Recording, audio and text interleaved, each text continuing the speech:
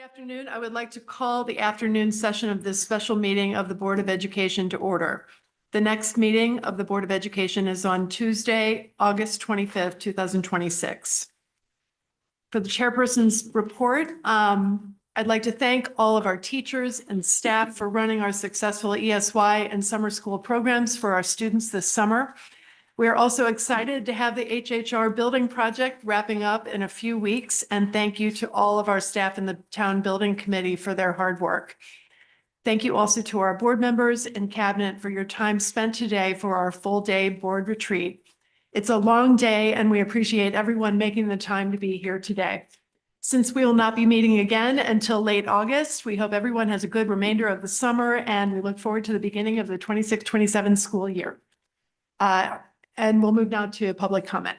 Good afternoon. If anyone would like to participate in public comment, please approach the podium and wait to be recognized. Once recognized, please state your name and town of residence and note that you'll have up to 3 minutes to comment. We have no public comment at this time. Okay, now I'll move down to superintendent's report. Dr. Byrne. Good afternoon, and thank you for joining us for the July 27th Board of Education meeting. As we reach the midpoint of the summer, the district remains exceptionally busy preparing for the upcoming 26-27 school year. In addition to our summer programming, leadership has been actively engaged in candidate interviews for open district positions, meetings with community members and state legislators. Alongside these key conversations, our staff and administrators are deeply involved in crucial professional learning, ensuring we enter the new school year fully aligned, supported, and ready to welcome our students.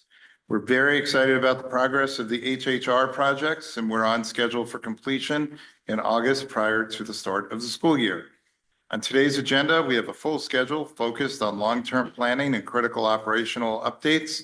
Following our productive morning session on board governance, our afternoon will focus on key strategic topics, including a review of new Connecticut legal updates from attorney Jessica Richmond Smith, discussions of the draft athletics handbook, the draft 26 to 31 strategic plan, and a study on district transportation. We'll also discuss our board goals for the upcoming year, review fall enrollment figures to finalize elementary class sections, and map out the board meeting schedules and master agenda through early 2027. And I look forward to those discussions. Finally, despite a delayed start due to severe storms and power outages during the opening days, both Darien Summer School and ESY are currently running smoothly and will conclude on July 31st, 2026. Additionally, ESY will host a Bridge Week from August 3rd to August 6th. And that concludes my report for today. Thank you. Now we'll move on to our legal update with attorney Jessica Richmond Smith. Good afternoon, everybody. Good to see you all. I trust that everybody has received our comprehensive legal update, which is 30 some odd pages long. And I am pleased to tell you that I am not planning to read those 37 pages to you today, but I do want to say that what I'm going to share really represents what I think is most directly relevant to you as a board from the following perspective. Number one, what policies might you need or are you required to change based on these legislative changes? I haven't gone through everything exhaustively, but some of the key provisions that are going to require policy changes. As you all know, you subscribe to Shipman and Goodwin's model policy service. So as part of your subscription, we go through after we do our legislative update and we update the model policies that we have based on these legislative changes, and those will be turned out to you sometime in the fall. So that's number one. Number two, I'm going to be sharing updates with you that directly impact your work. And you know, of course, feel free to ask me questions about any other changes that you're curious about. So, changes this year are extensive. They typically are. They seem to have been getting more extensive in recent years. And we've broken them out into different categories. I'm going to start out by talking about changes related to students.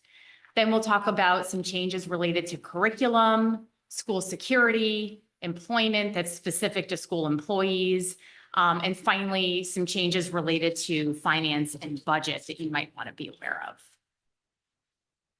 So regarding students, and this is going to potentially require you to think about a policy.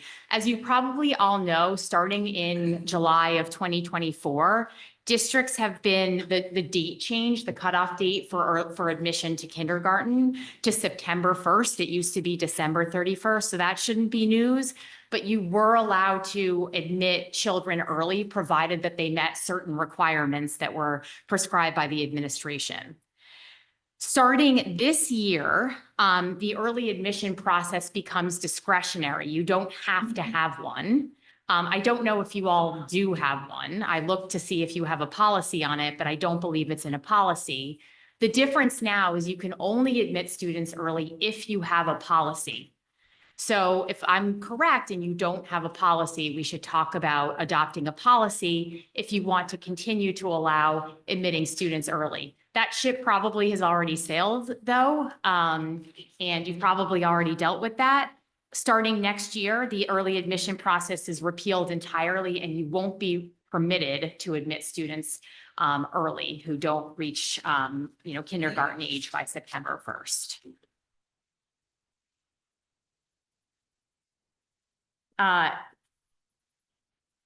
I don't know how many students that you suspend in your early learning program, but to the extent that there are any such suspensions, there's been a slight change, which is that under the prior law for students in grades preschool through 2, you were permitted to suspend students only if the student's conduct on school grounds caused physical harm. Those grounds have now been narrowed and students in those grades can only be suspended if they caused serious physical harm. So it's interesting. Sometimes we see a trend in these legislative changes, and this is part of a trend over the past, I don't know, decade or so to really narrow the circumstances in which students can be suspended, period, including suspended out of school.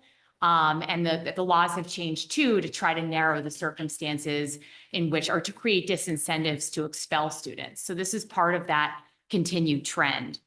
This will require an update to your student discipline policy, which, as I said, we're going to be making a number of updates to the student discipline policies based on this change, as well as the one that's on this slide, which is that it used to be that students who are 16 to 18 who were expelled for the first time were required to have an alternative educational opportunity. So just to back up for a minute, you don't have a lot of expulsions here in Darien, but just so that you know, when you do expel students, you have to provide the expelled student with basically a full-time equivalent education elsewhere. And there are certain statutory standards around that unless the students waive those standards pursuant to an agreement with the district. So it used to be that if a student was expelled for the first time and they were ages 16 to 18, they were still required to be offered an alternative educational opportunity. Now students who are expelled for a first or second time have that opportunity. So again, we see this trend of the legislature trying to make sure, really, I think, create disincentives for districts to expel and to narrow those circumstances and to make sure that all students are getting educated elsewhere.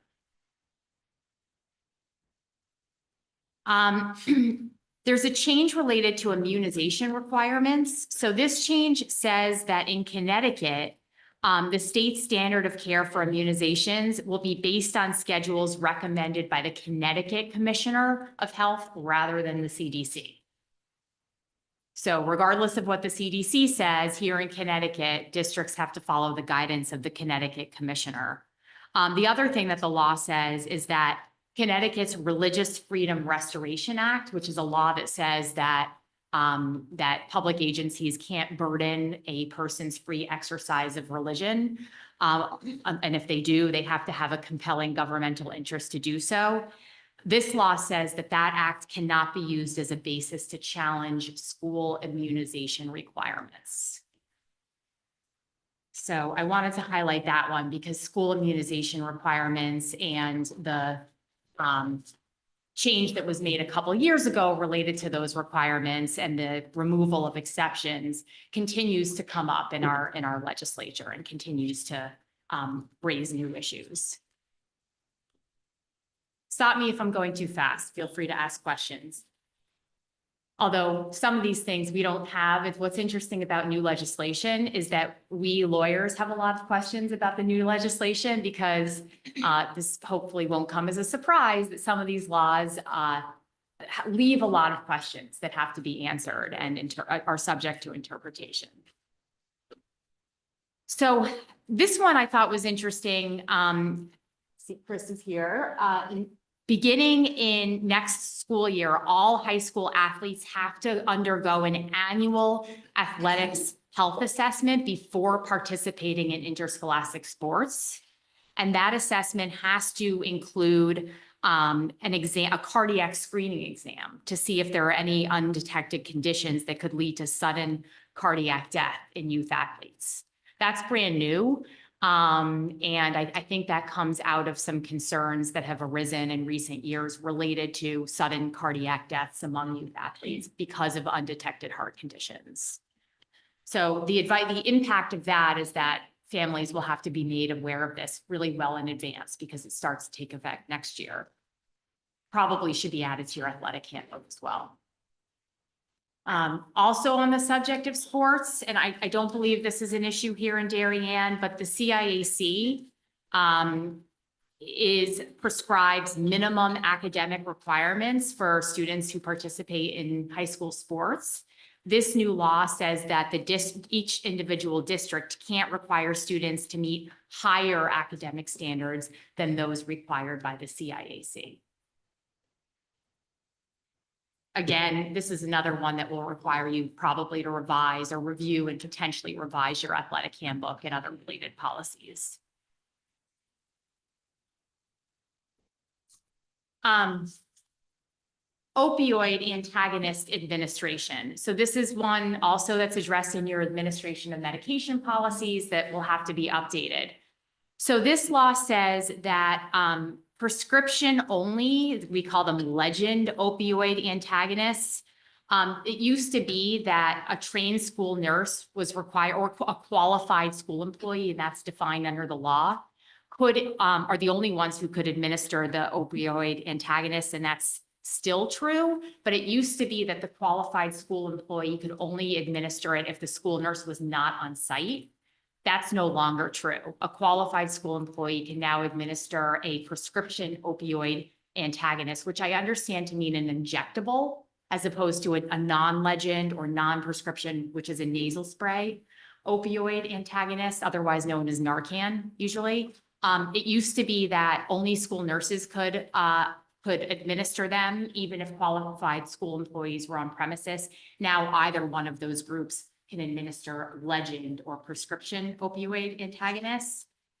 And the new law says that anybody can administer to anyone a non-legend or non-prescription opioid antagonist, which is, I understand to mean a nasal spray. The other thing that's important is that it used to be that parents or guardians could opt their students out of receiving these opioid antagonists, and the law repeals that. There are no longer opt-outs from administration of opioid antagonists in an emergency. So that covers what I believe to be the highlights related to changes related to students for you all to know. Curriculum changes. So starting with the class of 2027, so this school year, you now may affix a seal of civics education and engagement to a diploma of students who graduate and meet certain criteria. So what does this mean? It means that students have to have completed history or social science courses for at least 2 years, including at least one U.S. government or civics course. They have to have engaged in at least one civic engagement project, like community service, student government, an internship with an elected official, or involvement in a civic organization. And they have to have demonstrated proficiency in civics through some sort of assessment, some sort of mastery-based assessment. And then they can have this seal of civics education and engagement affixed to their diploma and also their transcript. It should be noted on their transcript too. Jessica, who comes up with the standardized assessment? Is that on us or the state has one? It's on you. I believe it's on you. Thank you. Yeah. So it could be essays, a project, presentations. It's just some sort of assessment that you come up with. Other changes recommended and required, computer science. This probably won't come as a surprise to you. But beginning with this school year, computer science courses have to include AI and emerging technologies. And that computer science requirement already includes computer programming. Now it has to include AI and emerging technologies as part of the required courses of study. The State Board of Education is now required to make curriculum materials available in the area of Islamic and Arab studies. And they're required to encourage instruction in those areas of study. So you're not required to offer, but the state is required to make those materials available.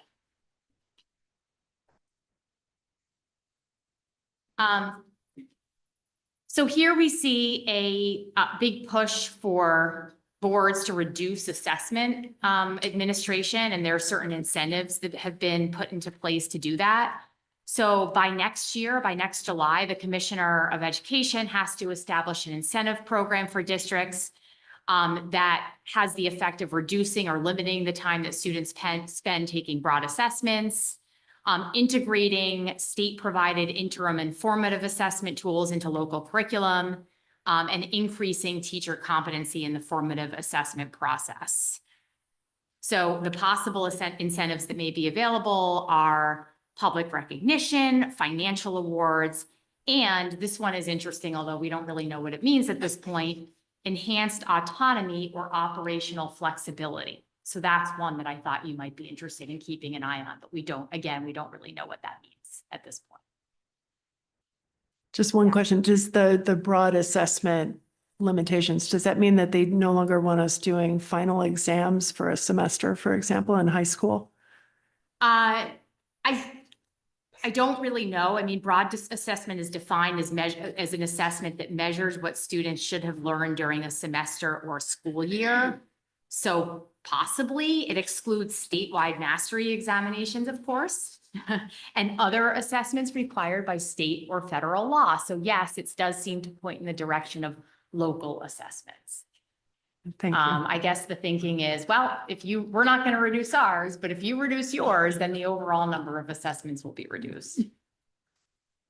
So there you have it. School security and safety changes. So as you probably all know, in order to have school resource officers in your schools, you have to have a memorandum of understanding with the local police department. That requirement hasn't changed, but what is now required is that MOU be updated every 3 years. And it also has to include certain things. So the MOU has to include provisions addressing daily interactions between students and school personnel with SROs and a graduated response model for student discipline. So we often help districts develop these MOUs so that they're compliant with the law, but now you just have to keep track of the fact that it has to be updated every 3 years. And the requirements to the new MOU have to be implemented by the beginning of next school year. So you have a year to update your MOU. I believe you have ASSOs in district, and there's a change to ASSOs, armed security officers. So it used to be, so there's a number of changes. Number one, the law changed to replace retired police officer as somebody who's eligible to be an armed security officer in a school with retired officer. So that could mean it expands those eligible to become armed security officers to include retired parole officers who meet certain federal requirements. There are a number of changes that have to do with some of the other requirements that they have to meet. So they still have to have separated from their employment in good standing. And there's a new definition of what in good standing means. It means that they weren't terminated as a result of disciplinary action or during a period when the officer or parole officer was under investigation or disciplinary action was pending. They also cannot, retired police officers can't have been dismissed as a peace officer for malfeasance or other serious misconduct, calling into question the individual's fitness to serve as a peace officer, or they can't have resigned or retired during an investigation into such conduct.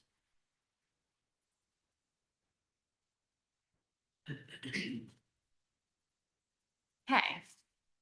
Employment. So this is a big one, probably the biggest from your perspective. I don't know if you've heard of this, but now when it comes to the termination of tenured teachers, you as a Board of Education no longer have any role in making that decision. And so what that means is it used to be that a teacher who was tenured, who is subject to termination, would have the right to request a hearing before the Board of Education, a subcommittee of the board, or an impartial arbitrator. If an impartial arbitrator were chosen, the findings and recommendations of the arbitrator would then be submitted to you, the board, for final disposition. So you could basically veto the arbitrator's decision, and I've seen that happen. Now it only goes to an arbitrator. The board has no role. However, the board and this has always been the case, an aggrieved teacher, a teacher aggrieved by an adverse decision by the board in a termination proceeding could appeal to the Superior Court.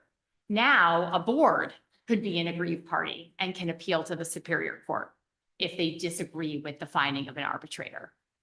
So there is some recourse, but that might not bring you much comfort in this context. The provisions regarding the termination or non-renewal of non-tenured teachers have not changed. So non-tenured teachers, unlike tenured teachers, are subject to non-renewal, which has a different lower standard than termination. And they have a right to a hearing in most, but not all circumstances for their non-renewal. They also have the right to a hearing if they're terminated. Non-renewal, by the way, has to happen prior to May 1st. Termination can happen at any time for one of the statutory reasons. And they have the right to a hearing before the board or a subcommittee or an arbitrator. So that hasn't changed. I will say that in the initial draft of the law, the arbitration was for tenured and non-tenured teachers. And I know CAPS and CABE lobbied to get that, lobbied against both, but particularly that one, which thankfully did not go through. There's some other little changes that I frankly don't think are terribly significant. There is now a new standard of causation for teacher terminations, which is the causation that's in your teacher's contract. It's just cause for the most part, but it really kind of always was just cause. Also, there are 6 statutory reasons why a teacher might be subject to termination. The 6th one has long been other due and sufficient cause, and that was just changed to other due and sufficient reasons. Again, I don't think the impact of that is going to be terribly significant, but just so you're aware.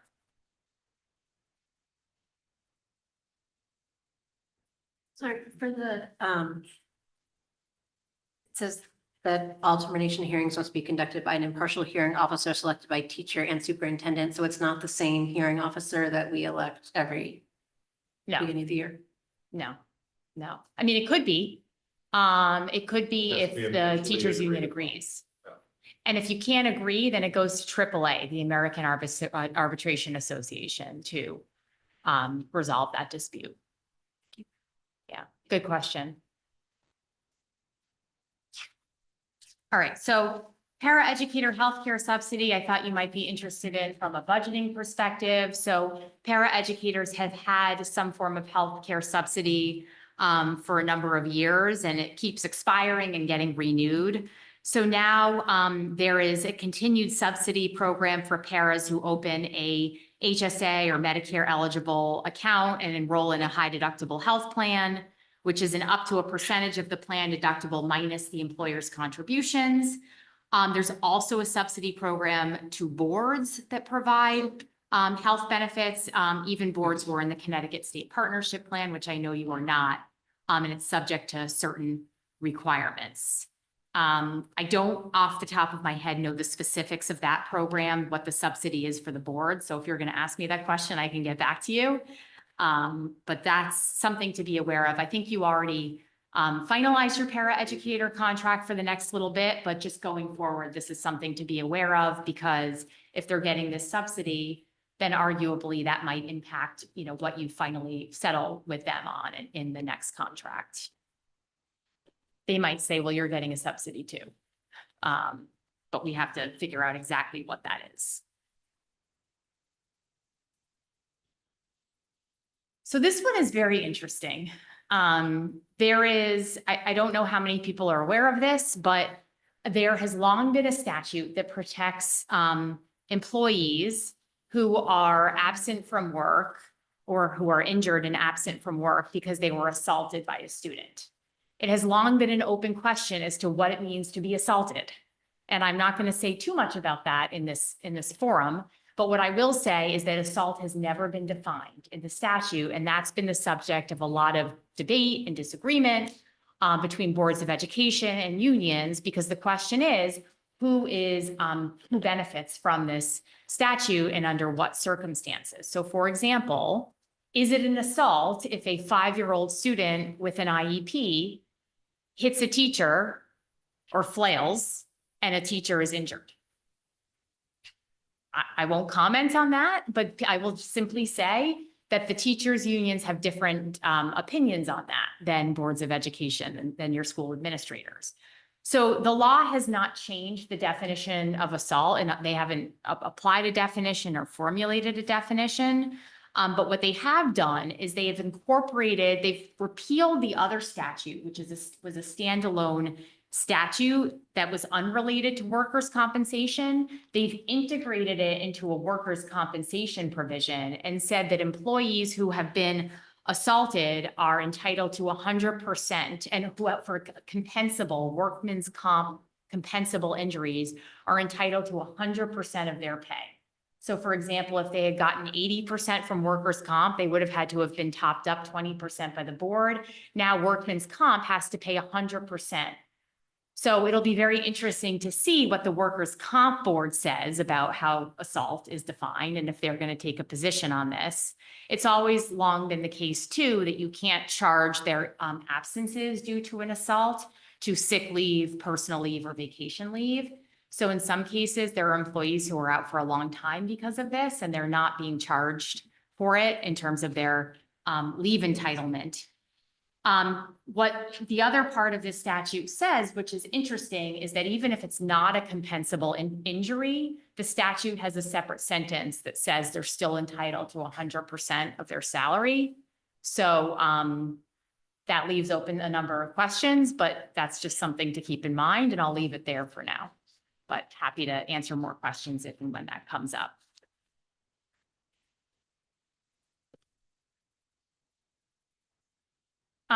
So this one, I don't know how many people, our board members, are aware that there is a professional code of responsibility for teachers. There's also one for administrators.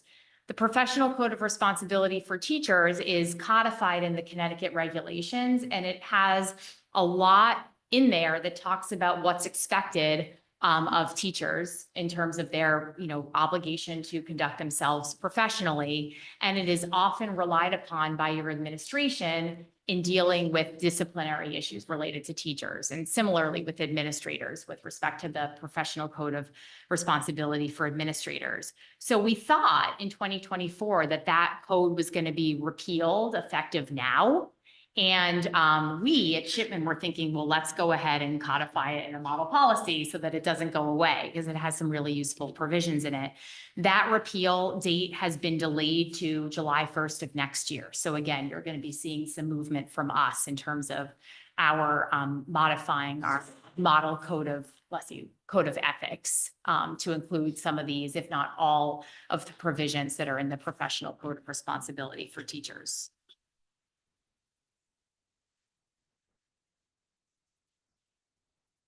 All right, well, this is your law. which you're probably well aware of. And I wouldn't necessarily have brought this up with other boards because I don't know that it will directly impact you as a board, but I thought you might be interested to know that the law that came out of some work that you all did, along with Dr. Byrne, has been codified.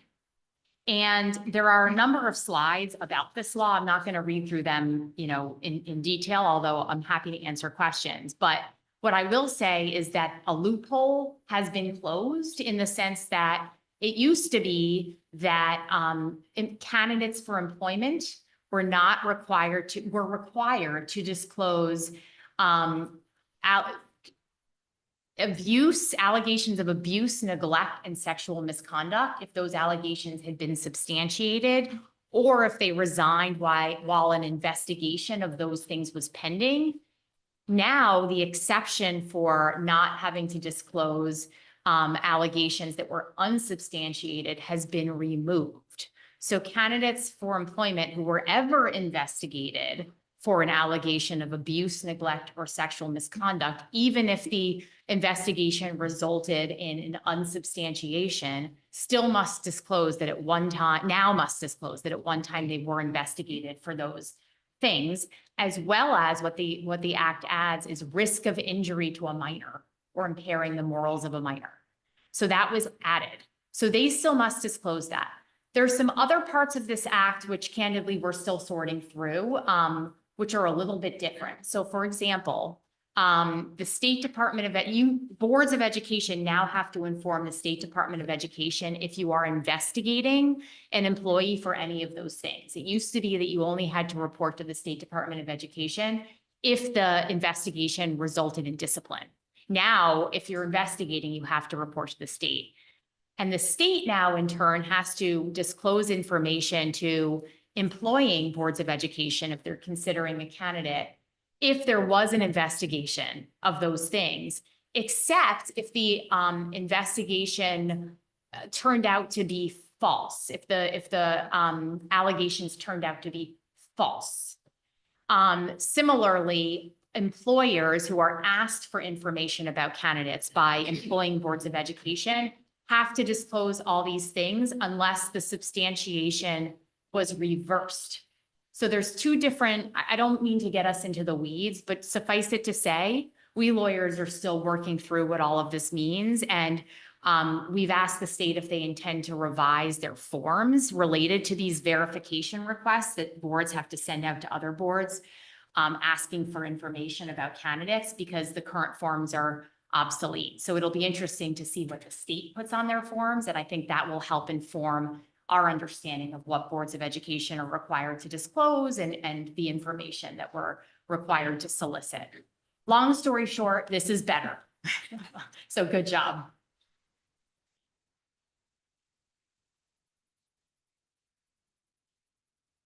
Okay. So the budget process, there is a fairly significant procedural change in terms of what you're required to provide to the Board of Finance during the budgeting process. So as you know, you have long been required to prepare an itemized estimate of the cost of the school budget and you've had to provide that to your Board of Finance at least 2 months before the meeting at which the appropriations would be made. So beginning with the with the 27-28 school year or FY 28, when you're preparing this estimate, Dr. Byrne now has to provide the Board of Education with the following things. For the 2 preceding fiscal years, the original amount that was in the budget and the actual amount. So how much was budgeted and how much was spent for the 2 preceding fiscal years. And then for the current fiscal year, how much was budgeted and how much has been spent to date for each line item. And then the board has to submit that information to the Board of Finance. And so there's more information essentially to, purportedly expand transparency in the budgeting process.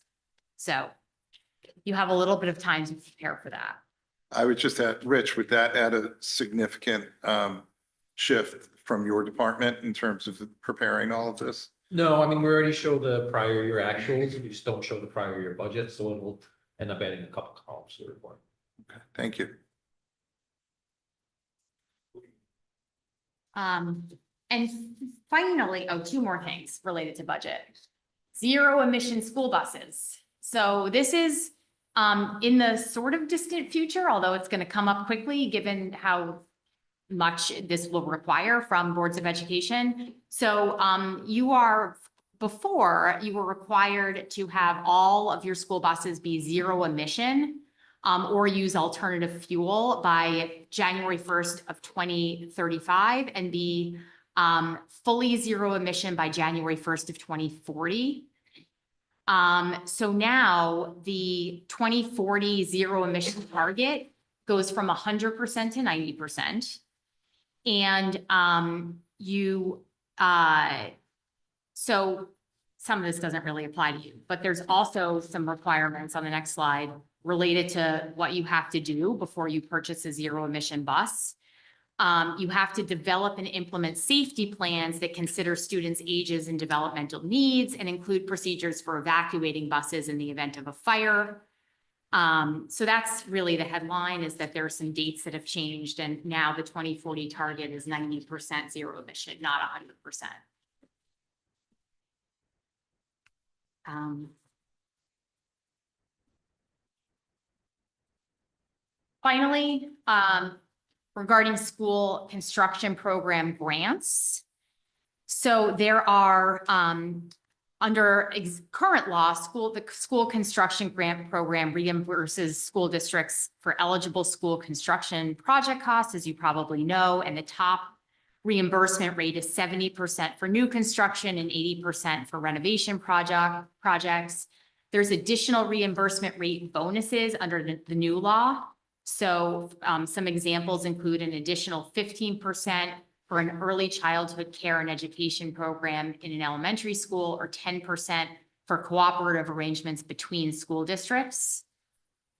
There's also a new bonus of an additional 20% for any district where student enrollment has increased by 20% or more over the preceding 10 years.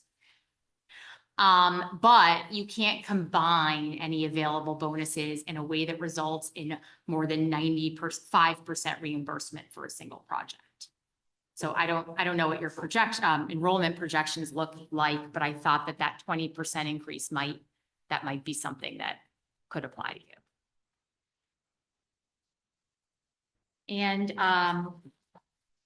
those are the highlights. I think I got that done in the time that you asked me to get it done in. As I said, there are 35 pages worth of updates in our education legislation update. So if you look at it and if you have any questions, feel free to reach out. Thank you very much. Are there any questions from the board? My questions are just what our practices are and some things already, like these are district questions, not necessarily Jessica questions. Just for our current kindergarten policy. I don't know if it's actually a policy or not, so I'm not sure, like this year. It is a policy, and I think somehow in the rollover to board docs, it didn't make it on the website.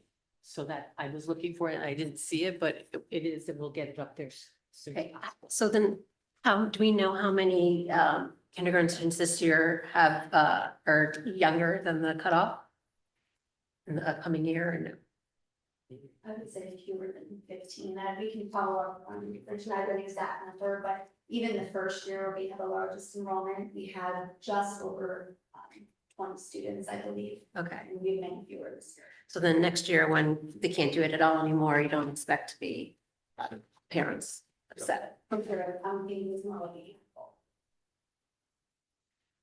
I had a question just on the computer science course. I mean, since that is for the 26-27 school year that they're requiring AI and emerging technologies to be included, I would assume that our computer science courses already have that. Is that correct? Or did they have to change curriculum? We don't have to change curriculum, but one of the things that we'll do is just ensure that there's appropriate integration of that technology across courses. Okay, thank you. And then just one question on the health requirements with immunizations.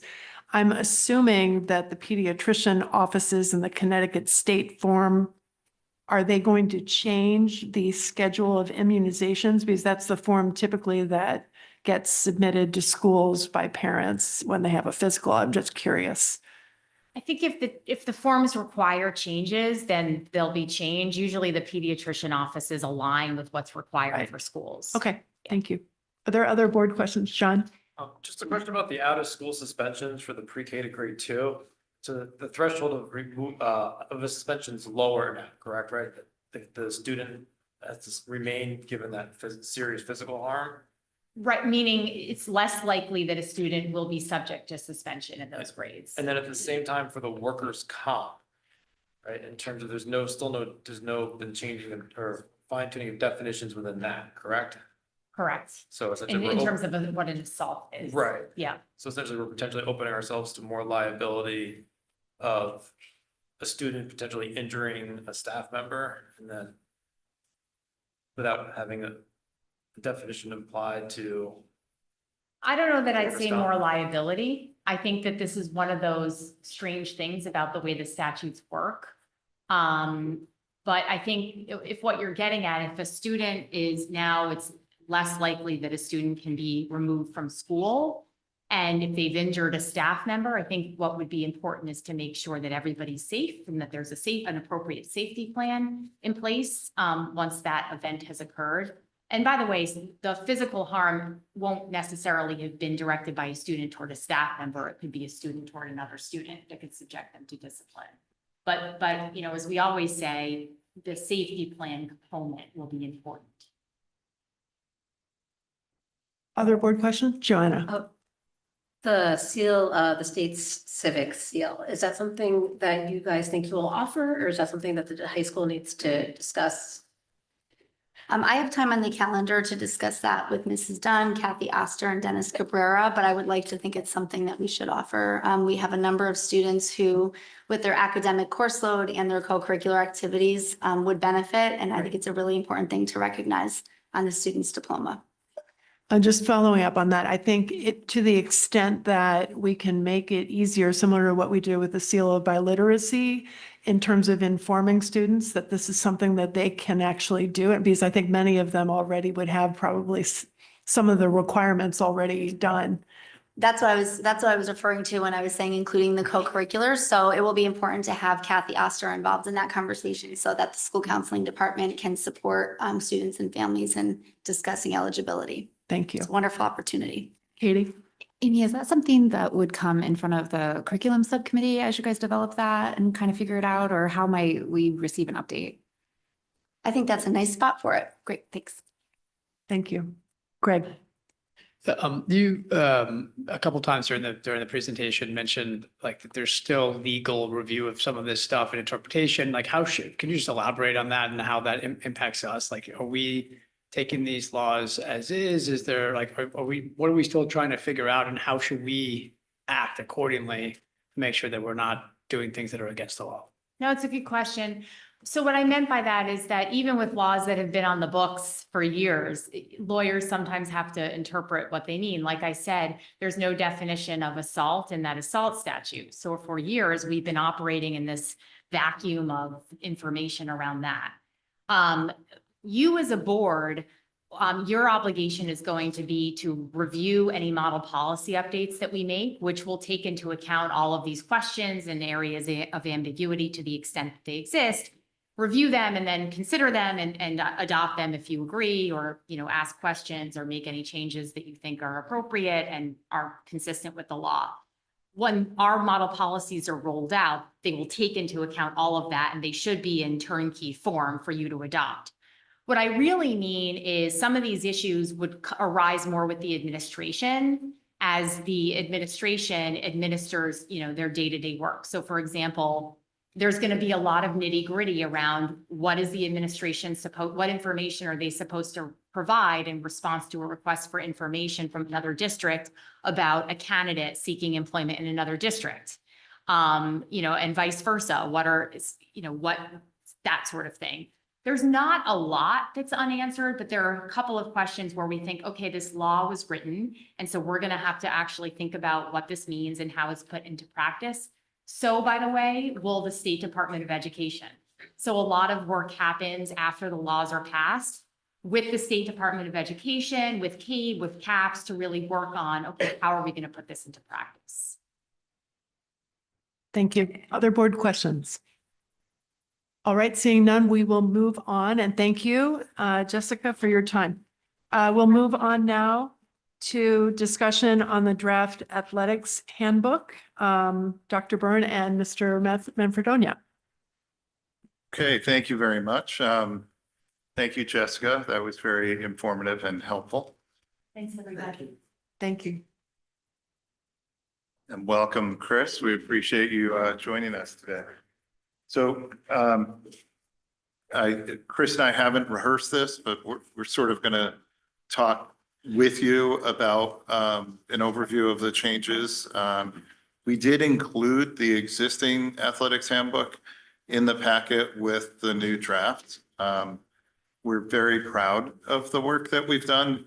This has not been easy. It has not been a short process. If you recall, back when Chris presented I think it was during the budget presentation in January, we talked about this idea of gathering information from the community and really bringing a level of clarity and simplicity to the handbook so that everything is understood by the community, that it brings a level of consistency and alignment across all of our programs that may or may not have existed, but there was certainly confusion about whether or not there was alignment. So we've been working since then with a group of district and school administrators, parents of student athletes, coaches. Chris has been getting feedback all along the way to really come up with what we believe is a really big first step in making some improvement around those key tenets of clarity, alignment, consistency, and simplicity. As you see in the memo, we really wanted to be clear about a unified vision, mission, and values for the programs. We wanted standardized operational protocols put in place, things like how we communicate with student athletes, how we communicate with our families, moving to communication only being through district-approved platforms. One of our new platforms we'll be using, Parent Square, has a module for such a thing, but no more use of WhatsApp or individual text messaging. Enhanced accountability and feedback, really standardizing the process of tryouts and the feedback that's given to kids. How we manage what happens when there's a conflict, that's consistent across all programs. And then basic tenets around health and mental health programming within that's clear to the families. Chris, I don't, if you want to. Yeah, just to touch on that last point, Dr. Byrne, we also elicited the help of Alicia Dad, who was very helpful and insightful in this process and getting her feedback. She does work with our coaches, like I mentioned in January, but I think really utilizing her resource as a resource for our teams, moving forward will be helpful. So we focused on establishing consistent standards so that every student athlete that participates, it's safe, supportive, a competitive environment where we really focus on developing our students and their capabilities.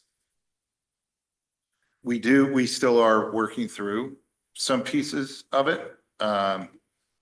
We're also in the final stages of a draft handbook for coaches. There is a lot of duplication, but we could just walk through, there's the table of contents is pretty clear about where we go. One of the pieces of information that was always a challenge that was shared with us broadly was finding information within the handbook. So, for example, what the policy is for working with a club program or an out-of-school program, what the rules are around that. And Greg always had a great comment on that. He said he would look, but the link was to about a couple hundred pages of a CIAC document. We've actually lifted the details that are relevant. We do still have a link to the CIAC documents, but we have the very clear statements around lifted from the CIAC document into our handbook now. And we think for parents, this will be very helpful. For coaches, it will be very helpful. And we're excited about the implementation. Just one piece, we also had, I think, some clarity on recruitment and student athletes looking to go through that process and how the school is involved, how club teams are involved in that process. So there's an added section to that, which was not, I believe, in the previous document.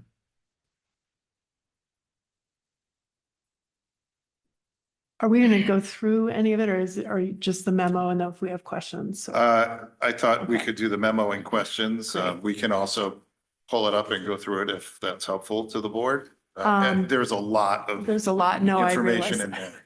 Thank you very much. And I personally think that this is a great job and I love the alignment of the vision and shared values sections in particular. I think hopefully this will be a really helpful resource and help standardize across sports and teams to make very clear expectations. So thank you very much for this work. I mean, what are the next steps from your standpoint in the I implementation? think from our standpoint, it's finalizing, going through this again. We've gotten a lot of feedback from folks on the committee, just making sure we do a final good proofing of it, make sure all the pages are set, all the I's are dotted, the T's are crossed. And then when we launch fall sports, we roll it out and we distribute it. We're hoping that the coaching handbook will be done in the next week or so that we could also, which basically everything that's in here is in the coach's handbook. So that we'd roll that out with the coaches as well for the start of the season. Okay. Are there board questions? Joanna?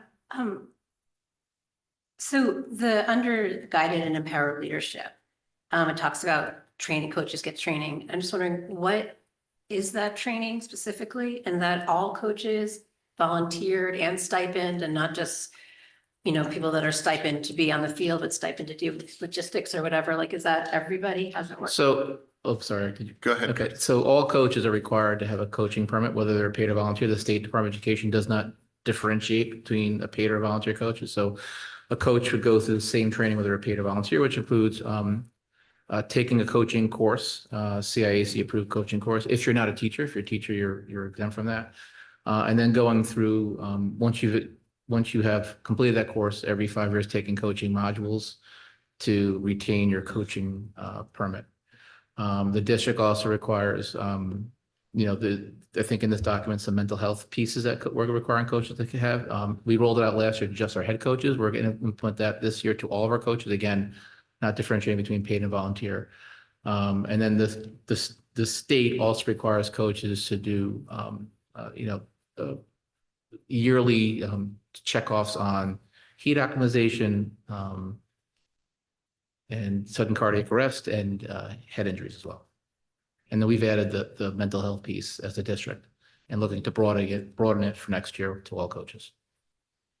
Other board questions? Katie? Chris, are coaches also considered mandatory reporters? They are, yep. They do. So that's part of the training. They do Yeah. that training. They do that Yeah. as well. Thank you. Other board questions? Yes, Joanna? What is a DHS certified trainer? So we have 2 athletic trainers that we subcontract out for. There's a separate state licensure for athletic training in the state of Connecticut that both of those individuals would hold. So the taping, Right, Yeah. but I was just wondering because it said DHS. no, it's just, because they were assigned to the high school. Okay, Yeah, Yeah. but they're subcontracted out. They don't work, they're not our employees. right, I didn't think. Yeah. Yeah, we didn't create our own new certification for that. Are there other board questions? We're talking about the handbook. Oh, I quoted you, Greg, in the beginning about the 200-page link to find the CIAC roles, how we lifted the important pieces and put it directly in the handbook as opposed to having to read the 200 pages to find what you need. My only question was, I read through it, thanks for putting it together, and I know there was a lot of work and time spent in it. This is the first time the board has gotten to look at it. What is the next step in terms of the board providing input, feedback? How does that work? Well, any feedback here, or if you have written feedback to share with us as soon as you can. Okay, That way we could take a look at that and make any additional, we shared that we anticipate there's still going to be modifications prior to the launch, but we're trying to prepare this for use with the fall season. okay. Are there other board questions? So if the board member, Joanna, go ahead. Sorry. Yeah, keep going. So the 5 universal pillars of recruiting. I'm wondering why that's in there. I think that the stuff you put in there, like which coach is responsible for the recruiting, you know, whether it's your club coach or your, except for football and that stuff, but that seems to be more like something that, I don't know, why is that in there, I guess, in such great detail? I think that, you know, it had never been in the document before. So I think, you know, many of our student athletes do go on to play college sports, whether it's Division I, II, or III. So I think just kind of codifying and clarifying what that process would look like and what the school's kind of input and work behind the scenes is, a lot of this comes from the clubs for most sports, not all, but most sports, what their inputs are, so that parents have expectations about who should be doing what during that process. And we think this gives a baseline information. We obviously anticipate that there'll be instances where parents need a meeting or a follow-up conversation to understand it, but we were silent on it completely. So this at least gives a baseline of how it's supposed to work. Katie? Yeah, I appreciate the inclusion of that. I'm sure that we'll have lots of elementary parents that are looking to it for information. I did, though, wonder about its placement. That stood out to me as well, because as I was reading through it, you know, it comes before even like what coaches' expectations and all of that. So like in my mind, maybe this should be an appendix versus like one of the first things that we read. That's great feedback. Take it back. One other question I had, just looking at the existing handbook, which did list out all of the different sports by season. I don't know if that was in one of the links, because the links weren't working in the PDF of the new draft, but It is in the link. Okay. Yeah, it's linked. There is in the link, the Okay. season of the sports being offered. and I had another, just kind of a minor question. In the captain's standards, I love the 5 core leadership standards that you've included there. One question I would have is, because the freshman and sophomore coaches for the teams that have those are nominated by coaches, not elected by their team. I would think that we would want to state that those 5 core leadership standards also apply to freshmen and sophomore captains as well as varsity. And personally, I know one thing that stood out to me is that an expectation for captains' parents was to model sportsmanship, but I think we should also say that captains themselves, as part of one of those leadership standards, should also model sportsmanship, which wasn't, it's included elsewhere, I think. Yes. But in that leadership role, I think that's an important kind of a piece of it as well. One of the links in this document is an FAQ for captains' parents. I think that was one of the adjustments that we made, was the modeling of leadership and sportsmanship for all parents, not just for captains' parents. And for the captains though And the captains themselves. Yeah, themselves, right, yeah, correct. thank you. Are there other board questions or feedback? So if anyone does have additional feedback, I know we're trying to wrap this up in time for the fall, so. Send it please. to me, Chris, Cass, the 3 of us, we can get it there. This is great feedback though to start. Thank you very much. I know this was a lot of work, so thank you for everything that you guys have put together here. I think it's really helpful. I just want to publicly thank Chris, because when I talked to him about this back in January, I think he got a little nervous that this was going to be a crazy process. And I actually think it was a really helpful process. And I know you put a lot of time and effort into this, and also to you, Cass, because you've been putting this whole thing together. And to those folks on the committee that have been helping us, their time has been greatly appreciated. Our coaches, our administrators, and the amount of reading that people have done and feedback going back and forth. Thank goodness for Google Docs in this instance. It was a really helpful tool for us, but thank you, Chris. Thank you very much. And we'll make sure that we get any feedback to you soon so that you can finish this up, but I appreciate everything you've done. Thank you. So now we will move on to discussion on the 2026-2031 strategic plan. Dr. Byrne and Dr. Fettigan. Thank you, Chris. Thank you.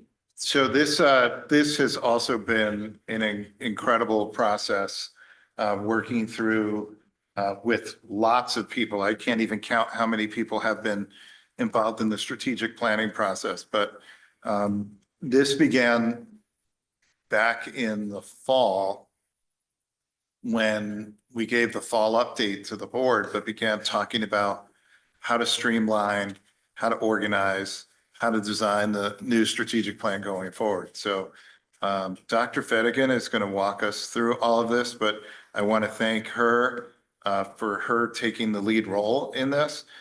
Thank my central office administrative colleagues, because each of them were part of this process this year in different sections, as Amy will walk you through in a moment. And all of the folks that came out to some of the feedback sessions and gave us feedback. So I'll probably jump in and out, but turn it over to Dr. Fettigan and we'll go from here. Okay, thank you, Dr. Byrne. Good afternoon, everybody. Today marks a significant milestone for us to really think about what's going really well with the district in the strategic plan for the last 5 years. Thanks, Cass. As we transition and think about really setting forward a very clear roadmap for our work ahead over the years 2026 to 2031. And today's retreat is really an opportunity to have an open dialogue to review just that, where we've been, what we've heard from the community, thinking about how we can best position ourselves for continued excellence moving ahead with our students and staff, family and community members.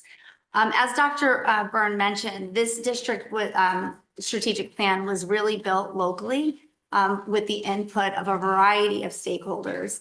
And one of the things that we'd like to focus on today is we've intentionally moved from 7 high-level strategic plan goals to 4. And something that we shared in the board packet materials was not only the slide deck and the actual comprehensive strategic plan, but a memo to accompany the plan.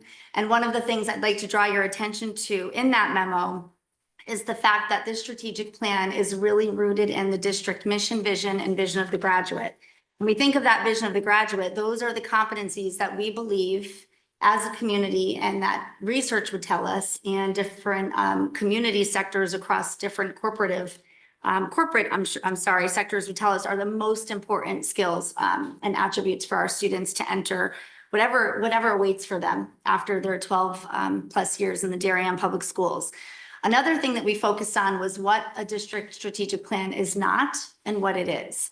And so we just want to emphasize again that this strategic plan is really a key priority and driving force for the board governance. It provides direction, it provides continuity across board leadership and administrative leadership for a school system, and helps to connect district-wide goals to what's actually happening in classrooms through departments and schools. So this strategic plan is what Dr. Byrne and I will work on with the building administration and the different department leaders to ensure that their plans align to this overarching district strategic plan.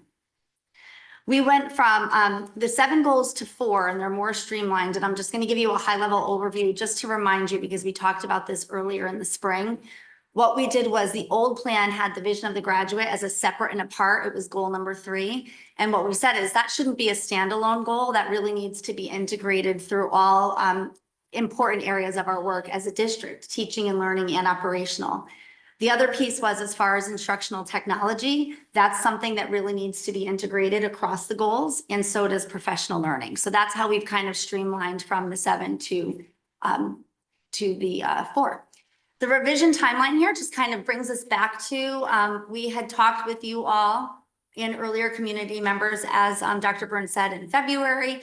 And we did say today in July, where we are with the board retreat, that this would be initial discussion and possible action. But again, this is an open dialogue for you to have the opportunity to look at revisions to the plan and provide your input. What you will notice in the plan and what you saw in your packet is, along with the 4 goal areas on teaching and learning for student growth and well-being, we have a goal around recruitment and retention practices. We have a goal around community engagement and communication, and the final goal is around fiscal planning. Each goal area has focus areas that really speak to the high-level nature of the work in each of those goal areas. There are specific strategies that are laid out for each goal. And then what we did add was key performance indicators. We had in our old plan KPIs. We also added objectives, key results, OKRs. And what we decided to do with that was, there's so much of the work that we do in district that's very easily measured by quantifiable metrics. Then there are other parts of our work that aren't so easily measured by metrics, but are critically important. I think about the athletic handbook that was just introduced.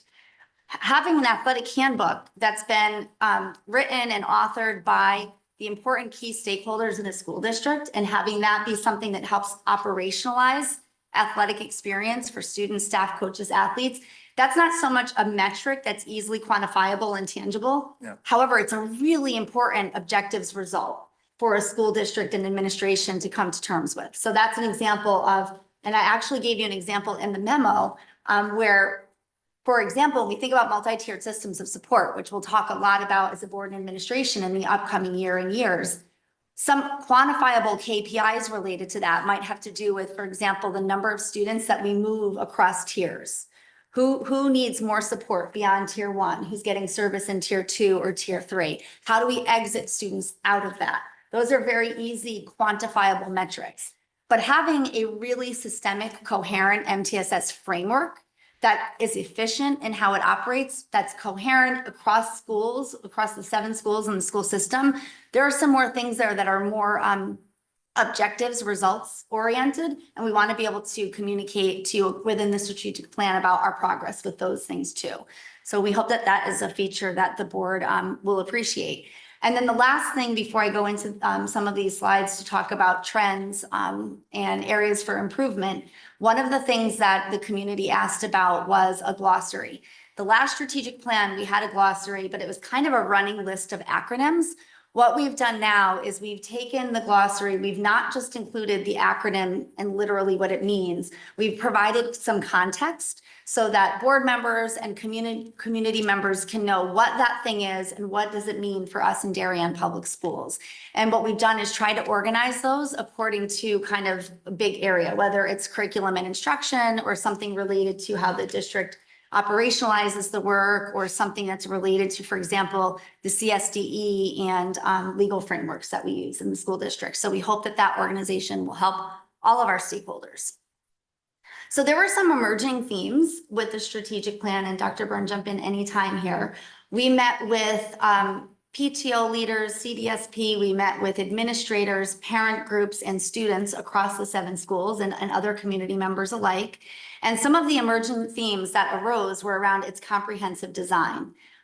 People really appreciated that there's a holistic structure. It captures all aspects of a student's experience. Some of the feedback that we got was, hey, let's make sure we're not focusing just on the literacy piece. Of course, we know we're focusing on mathematics, and we're focusing on how the other department areas support literacy and numeracy across a child's school day and across their school years. A significant and kind of repeated comment was about institutional trust, really being very clear, black and white on paper, what the plan is, and providing an opportunity for feedback at the board table and for community feedback along the way. There were several people that commented to me and Dr. Byrne, like, we can't believe you're looking for our input in this. Like, this is really cool. So we got a lot of great feedback along the way, elementary, middle, and high.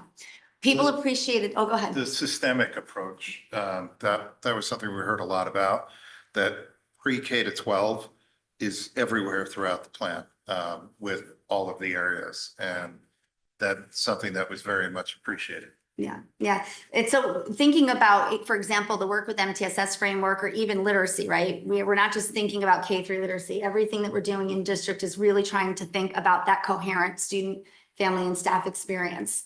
There was commentary around the vision of the graduate integration and the interdepartmental synergy, especially across general education and special education student support services. That was noted. People talked about it being a clean logic model, and that really that there's kind of a very clear description of what the uniform expectations will be across the district. Yeah, consistency and alignment across all 7 schools. Speaking of alignment, academic alignment, what was resonating with folks, academic alignment specifically around literacy, MTSS, vision of the graduate, and that curricular continuity. People were talking about having access to the curriculum, especially through EduPlanet, which will be a much more public launch this year. We'll have all of those stage 1 documents there. Families especially seem to appreciate that. The communication and transparency, people are very enthusiastic about Dr. Burns' regular weekly emails, and also the opportunities for the fireside chats and book clubs. And we actually had some people making additional recommendations for book clubs. So I think those will probably continue this year. The staff support and system consistency, thinking about having embedded professional learning across the school year is something that not only our staff talked about and administrators, but families as well. Parents, there was a lot of positive parent feedback around that, the staff support and the professional learning. Especially around protecting the school day, making sure that we're not interrupting the instructional school day. So as you know, we've made a shift away from those 6 early release days, and that we will be providing embedded, integrated professional learning with instructional coaches at the elementary level. And then again, through professional learning communities, preschool through grade 12. So those were some key areas that people seem to know and appreciate. Of course, there are always areas for clarification and improvement. One of the most repeated was, can you please get rid of the educational jargon? You got rid of a lot. You got to remove it. So what we tried to do is that, and what you'll notice is when you look at each of the goal areas, and then there's a focus area. So for example, when teaching and learning, right? A significant focus area for teaching and learning is the work we do in the area of literacy, the work we're doing in the area of the MTSS framework. What we tried to do is really come up with like a tagline and then key strategies that would appear underneath. So for example, with aligning curriculum, instruction, assessment, and resources, the first big tagline is we're going to review, refine, and communicate the curriculum with transparency. And then there are very clear action steps that follow that you would see there, including the last one, maintaining curricular documents that are up to date on the website, easy access, making sure that all staff are looking at the right documents, we're all on the same page, and that our families have access to those as well. All right, other areas for improvements. Some folks did mention, I think especially at the elementary level, improvements to the quality and nutrition of school lunches. So thinking about how we can ensure that that part of a child's school day is something that we're thinking about. And in thinking about the transportation with bus routing and drop-offs. And I know we have a lot of technology even with Pick My Kid, and we've got the kids, we know exactly where they are throughout their route. So I know that's something that Rich's department has worked on and will continue to. Again, thinking about broadening the academic focus. We talk a lot about literacy in the school system, as we should. It is the most fundamental thing that we do with our young people, teaching them how to be very strong readers, writers, and thinkers.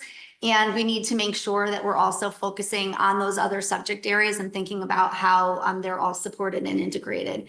And then another area that was identified for clarification and continued improvement was thinking about, with recruitment and retention, how we formally onboard staff into the school system, how we make sure that we have mentorship, not only for new to district staff, but when teachers change grade levels. That's something that we want to make sure that we're really orienting them to the curriculum and thinking about what other supports they might need.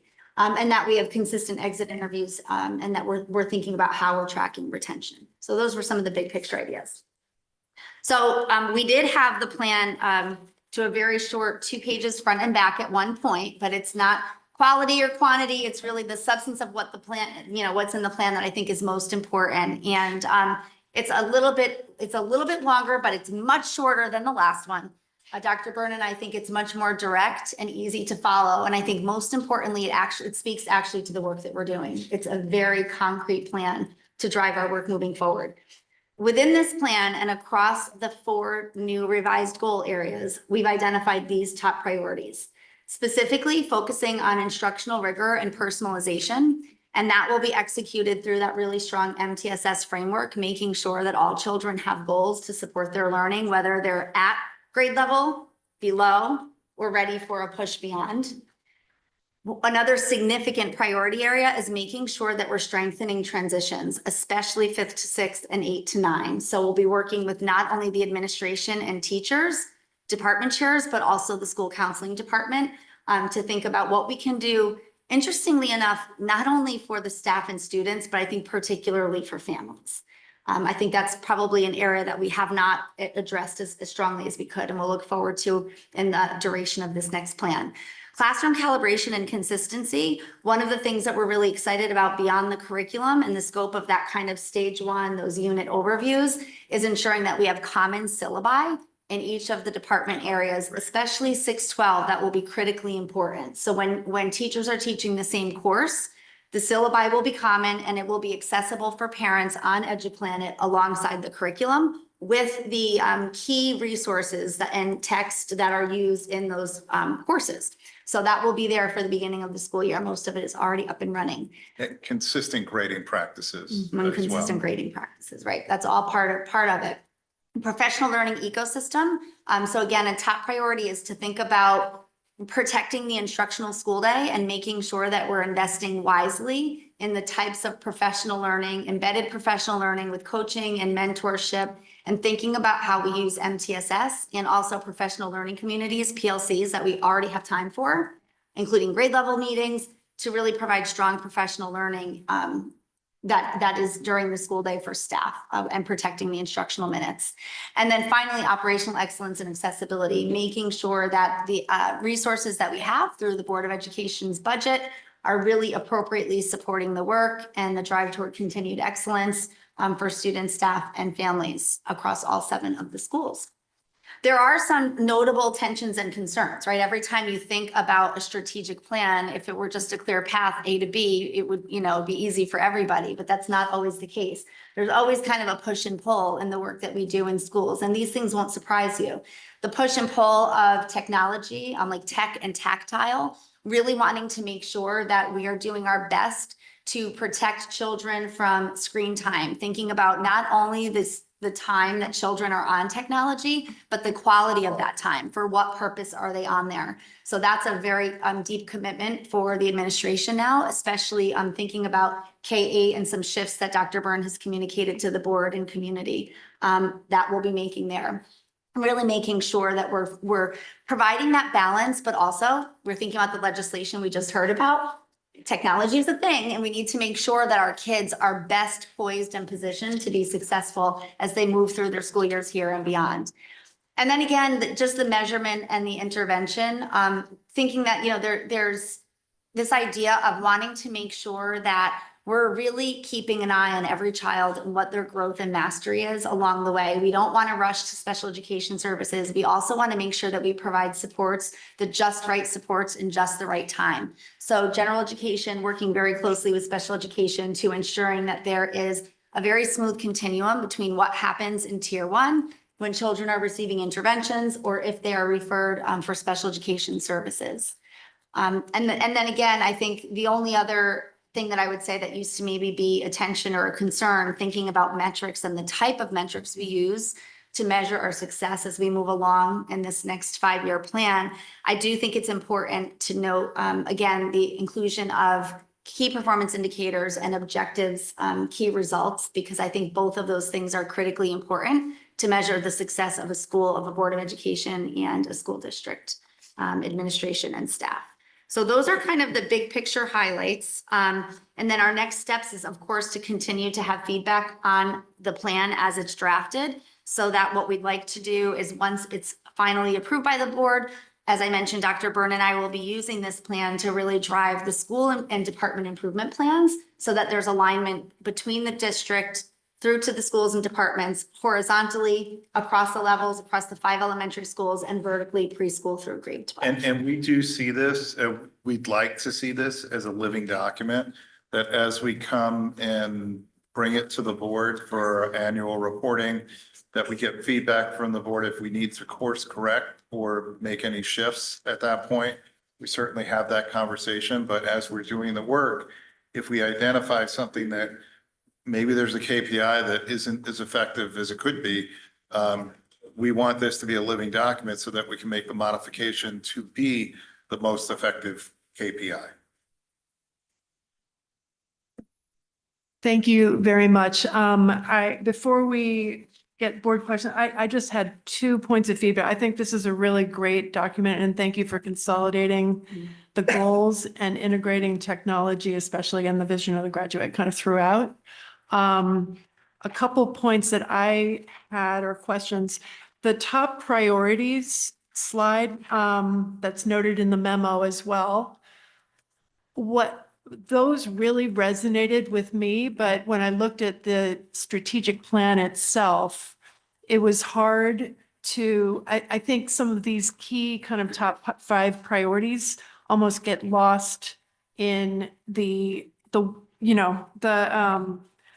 focus areas, the key focus areas. And what would be really interesting or helpful would be to say how or where, maybe we have a bullet point that's the instructional rigor and personalization, and then those focus areas fall underneath that. And I don't know if that's easy to do or if that makes it more difficult, but I think these are such important priorities. And when I was looking through the strategic plan, sometimes it wasn't as easy to kind of focus in on which of these strategies and focus areas related to these. And maybe it was more in the goal number 1 that is more important. The operational ones I think are pretty straightforward, but that was just one point of feedback, because I think it would be, maybe it's just with the way that it's organized that we can kind of easily, see how and where these are kind of relating to each other. But that was just one point of feedback. And then the other question I had was in terms of the metrics and ongoing reporting.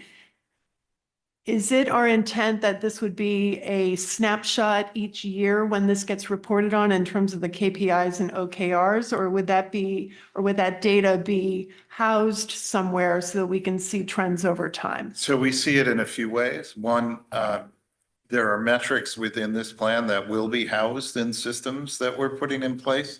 But we do see an annual report where we present to the board and give updates. Great.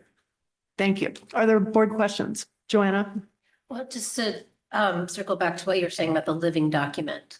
So you do envision if something comes up and the board discusses it and it's sort of like mutually agreed upon that something needs to change, just making that change. Yes. Okay. Yeah. And then just generally, my other question was under strategies, are these things like check marks that you're going to be checking off? Or are these some of the things that you've been thinking through and are examples, but not necessarily exactly what you're going to do? So I would say, I would not look at this as a checklist. I think the work is much more complicated and dynamic than that, but I think that this provides, again, like a compass and a roadmap, and also there should be evidence of this and look fors in all of our work. So, as far as provide professional learning, the principles of UDL, check, like we could offer that, but that's going to happen. It's going to have to be ongoing. We have new staff coming in. We have different curriculum revision cycles. So I don't think it's as clean as a just check we've done it. I think it's about like how we monitor and adjust. And more like what you're envisioning these things look like. Yeah. Thank you. Thank you. Katie? Thank you. So I really appreciate your comments, Eric, about this being a living document. I think that has been something that at least I personally as a board member have felt a little stagnated before when we have a strategic plan for a number of years and maybe it's not growing and evolving with us. So I very much appreciate that mindset. I did want to ask where, because this is a multi-year type thing, where do new pilots and initiatives fall? I really like what's in here. I like the way that we're thinking about it. Amy, I think your memo really goes into like what we want to see for the long term. But where do we go from, just status quo, growth and progress versus innovation and bringing something new to the district? I think there's a couple of different places, and I think it's also part of the living document piece. But if you look at the very first strategy in goal area 1, the review, refine, and communicate DPS curriculum with transparency, the alignment of curriculum, instruction, assessment, and resources, that's an ongoing piece, and that's our curriculum review cycle that needs to be in place. And that's the place where this isn't something we've identified everything that we're doing now, that as we go through those processes that are in place, those systemic processes, that we're identifying where are the opportunities for innovation, where are the opportunities for improvement, and then we build that into our annual plan. So then like coming back to the piece of feedback that you mentioned, Amy, about, broadening the academic focus by explicitly naming some of those like areas. This is something that you see potentially getting a little more granular on an annual basis as Yeah. we're completing these process. So we might say, this past year, we've really kind of found and noticed this, and we're thinking to test out. Absolutely, that would be part of the annual process. And I think, I agree with Eric. It exists in a few places, and I'm thinking about the last part of goal area 1. The idea of cultivate inquiry-based learning, student ownership, and future readiness. I think there's a tremendous amount of opportunity and potential there for innovation. Great, thank you. Other board questions? John? Just looking at the draft of the strategic plan, the core values, kind of given what a hot topic and how politicized DEI has become, can you just explain your rationale for maintaining that in the core values? These are the existing core values of the school district. We did not get any feedback to change any of those through any of the groups as we went across through the year. But we are also focused on what are the things we're actually doing from this plan, and there was not any negative feedback around that. Do you think you personally should stay in there? Do I think personally? I think the core values that exist, if we want to go through a process and revisit the core values as a school district, we certainly can do that. I think that the key focus areas and the strategies are very reflective of the conversations that we've been having at the board table with all of you, and we've been having with the community, and aren't grounded in any ideological arguments or anything. It's really based on teaching and learning as you go through the full strategic plan. But if the board wishes for us to revisit the core values, we certainly can do that. Greg? Yeah, and I had the same reaction. I was kind of looking at core values and vision of the graduate and wonder, I wasn't here when those things were put in place, and I think most of the board members were not here. So I think revisiting some of that stuff and making sure that it aligns with what the board's objectives are. I don't think we need to make like huge changes, but like even one question I had was, do we really need both of those? Why do we have both of those? Are they duplicative? Like, what was the reason? I don't know what the rationale was at the inception of this whole thing. And I agree with John, like there are definitely some hot button words in here that created polarization in the community and even at the board table, which I think we want to avoid going forward. And I think that the board today is probably a lot more aligned in terms of what we collectively want to accomplish than maybe what it had been in the past. So I agree with that sentiment for sure. Dave? Yeah, I just want to echo what John and Greg have said here, because we have a list of 6 things, a list of 7 things, a list of 4 things. I think the 4 and even the 5 top priorities, the way those are labeled out, like that seems to really be the focus. So maybe we need less listing of objectives and really focus on the core, which I think the top priorities does a very nice job of. Other board feedback or comments? Okay, thank you. Oh, Katie? Sorry, I just wanted to note that this is indicative of a lot of work. And I just want to both commend the 2 of you and all the multitude of partners that you guys worked with.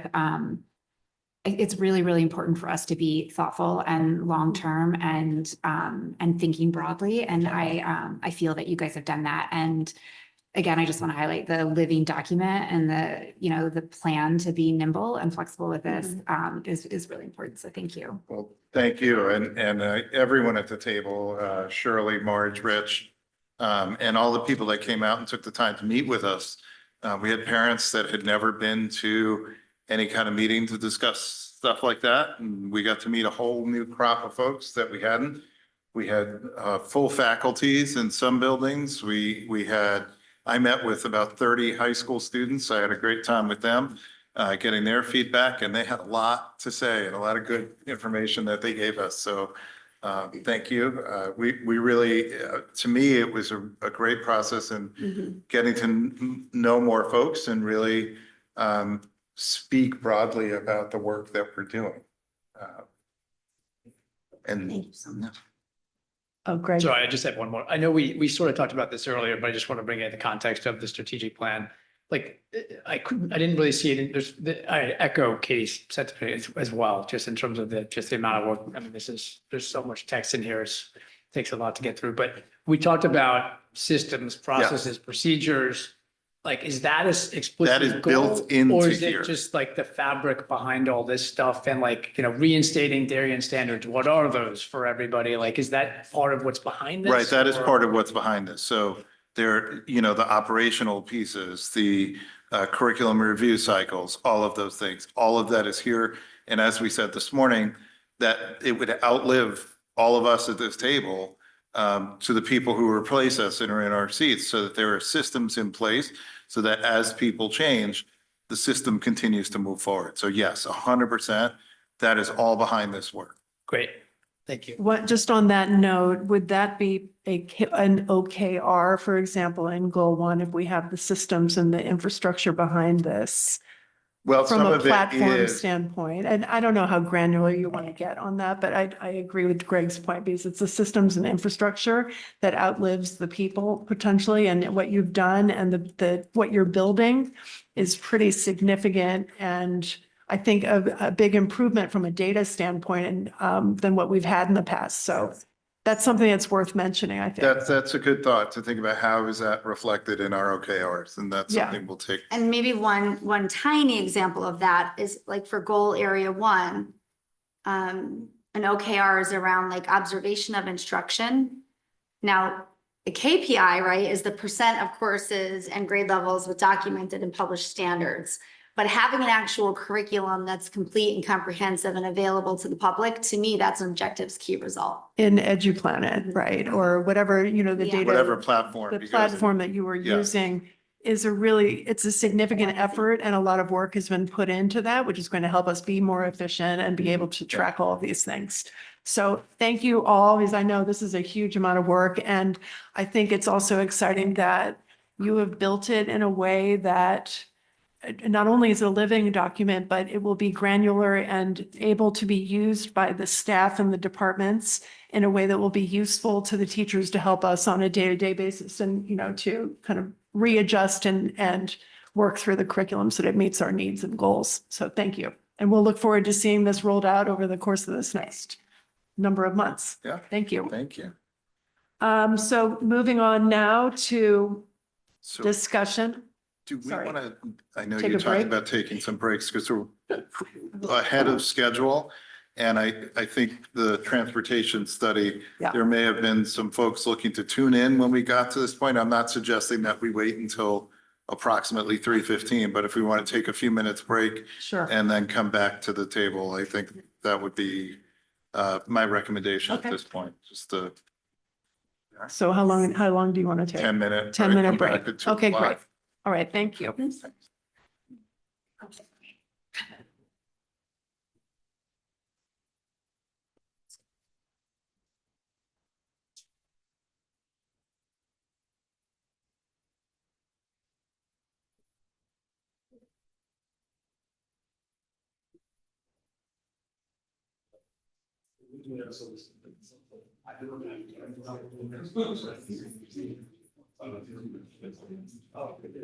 Like move an agenda item? Yeah. Well, it's board goals, but we could do master agenda, something that's, yeah, yeah. Or even consent agenda. Yeah. There's, I brought refreshments in if anybody needs a drink or.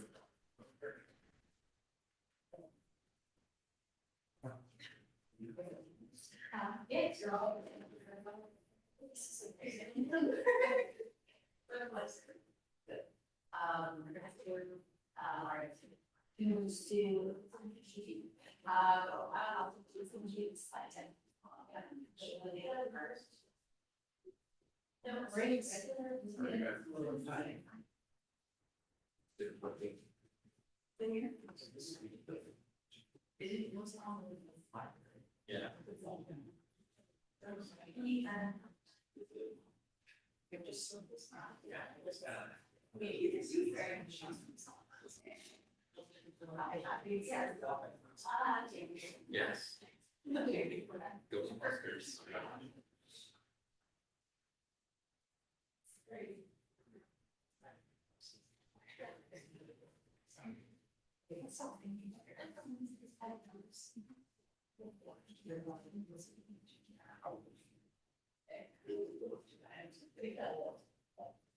Like that did leave.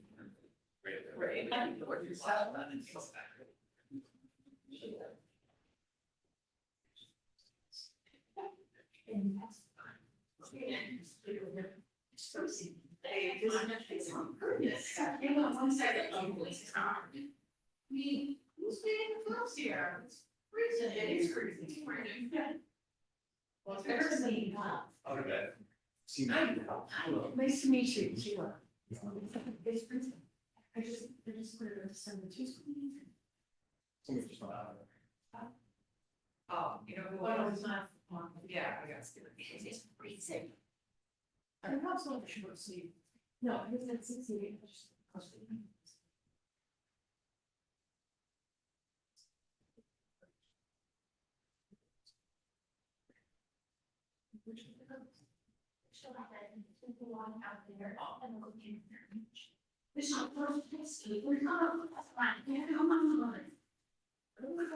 I was trying to get you, and you're still paper. Very quickly sitting here. Oh, I would. They all have their workforce, when all you, because you're feeling was. It's not readable. Here, we'll start here. Nope, thank you. Start here. Oh, that's so nice, Sheila. I hope Thank you guys you. ate too. I know, I already had some here, okay, Greg, I hand me everybody. I can't have that. Greg, here, I'll leave these to you. You guys can pass them. You can pass them around. I already had some.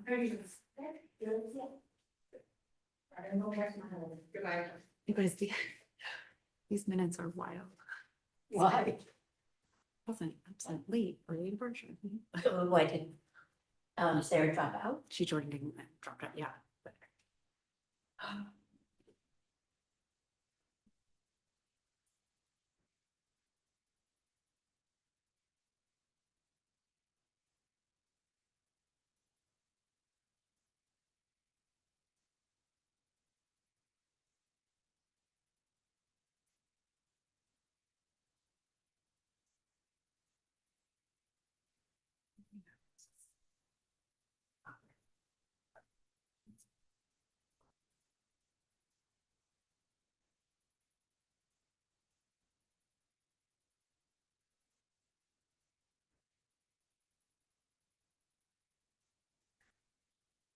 Jeez.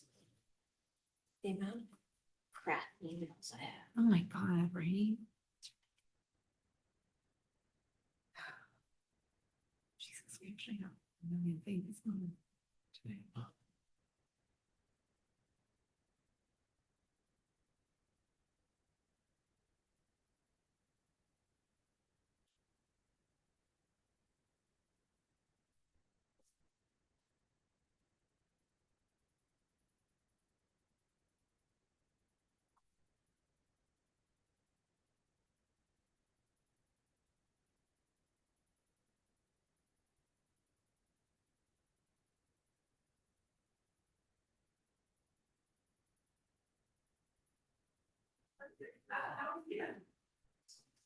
I know, I just went out to the ones and frozen, I'm like, it's a little possible. Yes,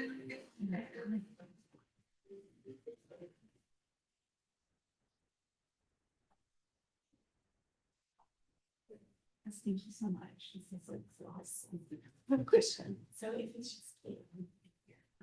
Do I have to do that public comment language? Because she lives here.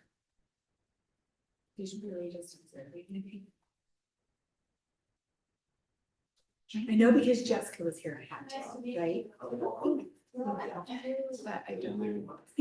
I was feeling everybody's like, No, I'm the audience, you know, if we're just But watching. I don't. Unless you're- Just because. Right, it's because then gonna I'm be just recorded saying- and then people see it. You're right, and, You know. Oh, you mean like saying, should we still? Yeah, Just for the record.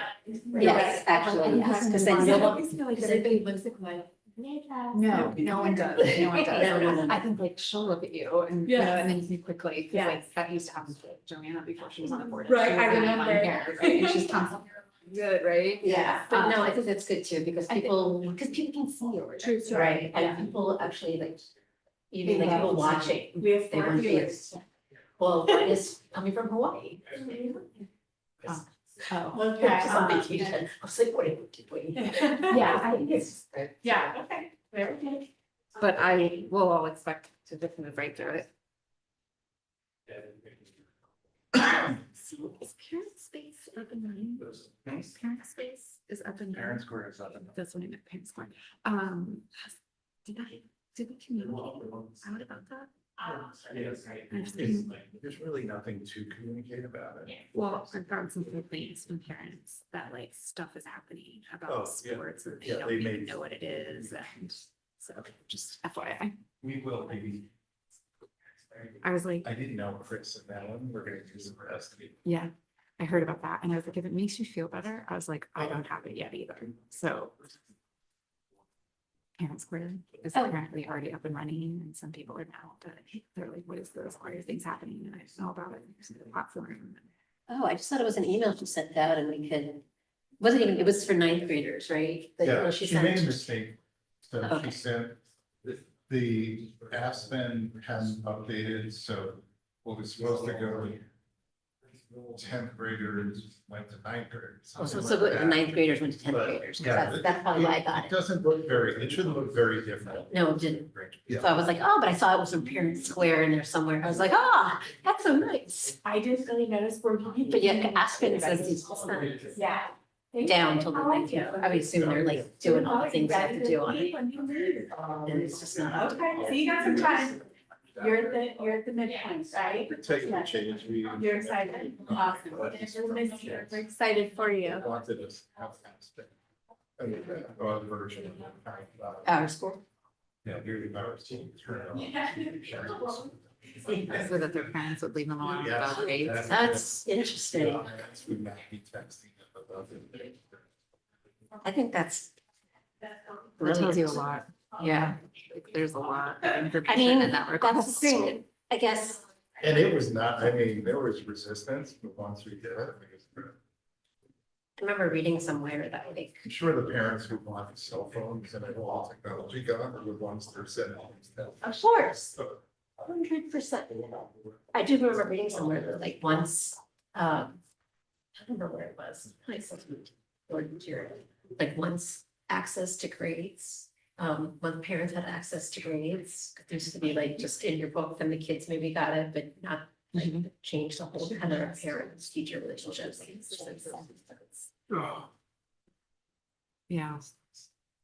I still get a heart attack every time. You say, oh, no. Oh, I get so many emails from Aspen because my threshold for below is the same. I knew, you said it was was a handful. I know it was a handful. I was gonna go. For me, it was Because I like- know it's just one, and then I look Only if it was through. below. No, and then I look through and that way, when like sometimes 5 emails will come in with like 100%, right? And so then I send my kids a text, like, Great job. I was like, oh, looks like you're crushing it in algebra. But what I also do is, because I will forget, Yeah. write the text in the stream school. And so then the next time. Yeah, Robin, I pull it up, how it's about written. we? Good idea, Chris. Which That's one? That's So so funny. That's what I do. The Yeah. master agenda. What do you think? Consent agenda is at the very end. Yeah, I right would now. leave consent agenda where it Okay. is, but I think we Enrollment? can. We can move enrollment. Maybe do enrollment. Is that? Do it. So I got something, I remember the right name. Master agenda. Yeah, Yeah, I don't remember okay, either. okay. Excuse me.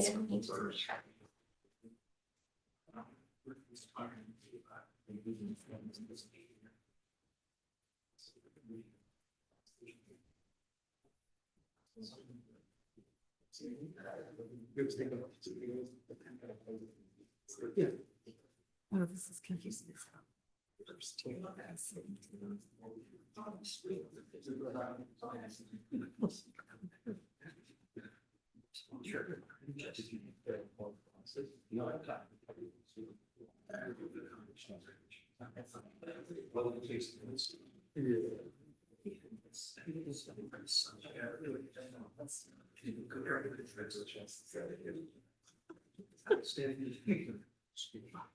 Yeah, do enrollment and then master. Okay, okay. All right, what's happening? What's happening? Yeah. I didn't even look at that. Yeah. I was just thinking.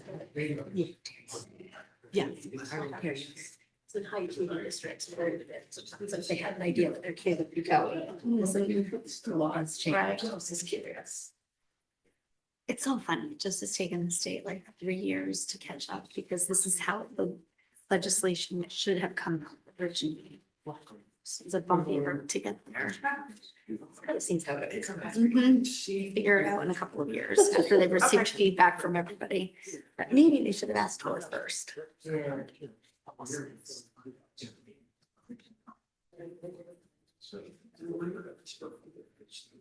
Yeah, I love your glasses. Thank you. Sharp. That's very kind of you to say, considering that this was a $15 3-pack Amazon special. No way. They're just like 0.5 readers. They're sharp. Unfortunately, that's where I'm at now. Happens fast, right? It's like overnight. There, and then like, it's only 0.5. Like, Mhm. I But it have matters. like, you can't even But it's guess amazing. them at most places, but it matters. It matters. Right? I mean, I waited so long, I had this credit 5 already at one point. Yeah. Okay, so we're I gonna, know. we're gonna do enrollment Okay, do you want? and then master agenda. Do enrollment and master. There's agenda. general Because it's not gonna take very long. Oh, you don't think, okay. Whatever. All right. No, I have to go. No. Although when I went to the eye doctor class, she's like, well, your glasses have progressive prescription a little weak. So you don't need as bad readers. And the next time I'm gonna be like, no, just I tried the, and I was like, Mine are progressives. oh, yeah. Progressives, but my sunglasses too. Oh, you should have I don't some. have them. I can see nothing. That's why when I get into a store. You're trying to I get have them them on, I stop because it's then too dark in the store. I take them off. Before I bump into something or something. You're not gonna serve the whole room, Greg? Anybody else want? Wait, did they do this? I had them already. Joanna, do you want some dessert? You can pass Is it to red them. velvet? Yeah. Pass it to the I never workers. turn down a cupcake. Has to tell You you. guys should take them to Red your velvet side is of the the best table over there. It is. Hand them around. It's because of the frosting. I don't know. Yes. Like, as I look carefully. They are good. I'm Already. Because Yeah. it's. We had popcorn in French's, which is really good. It's always just Popcorn, they had like bowls of popcorn on purpose, like snack. I used to love it. I know, I can't believe you're going to Greece and Italy. I'm so. Still haven't done anything. I wish my family booked for that before COVID.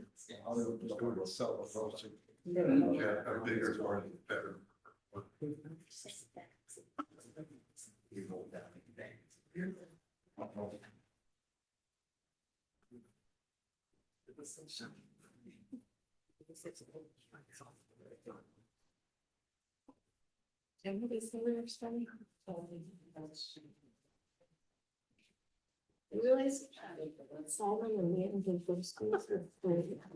Yes, I just, well, it's almost a month after I go back to school.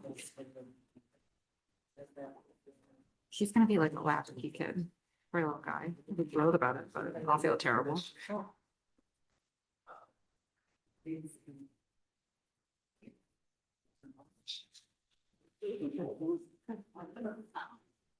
Oh, is Avery driving? She has a permit. She's a camp, but yeah, She's must have said any problems. she absolutely is from camp. She's killing it. Really? Oh my God. How? Girl, she's fierce. She's a force. But she doesn't have her phone, right? She plays. She's got her brother. She's got little minions. She uses smokes. She kills me.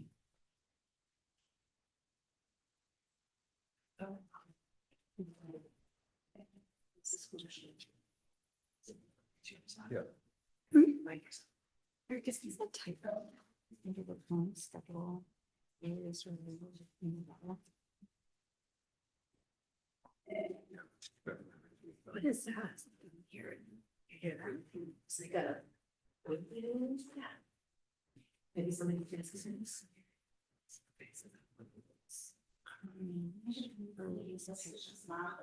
Oh, this is.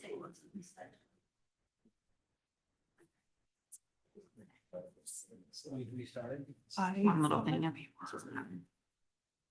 some material. I don't know where it is. He said he's coming back in a bit, so we don't need to leave him. Like a bit, like, I don't know. you don't know.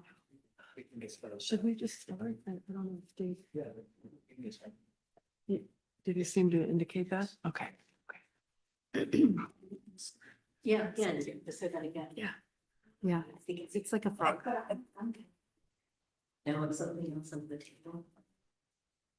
It's Shirley. It's definitely Shirley. Shirley's microphone is possessed. She's a burner microphone. It does sound good, so right here. We had a frog under our deck and it didn't sound like a frog. It sounded just like that, like, brrr. What do we do about? And then after 2 weeks, it finally came out. And it was We're gonna like, do enrollment and then master agenda. Yeah. Yeah, so hopefully we'll. Maybe we can get it. I get just the thought of feeling that on a bare foot. Well, I was afraid my dogs were gonna pick it up. And And then then, I found a frog in an average house in the basement, but we knew we needed a basement system for the water with a frog living. I don't We- think it had ever seen the outside world. Their world, so it's. we used to get them in the pool and Avery was always the one that would catch them, like with her bare hands. Oh. I don't think. Not the boys, but it was always Avery. I don't think she'd want to do that now. I don't know. Maybe she gets it.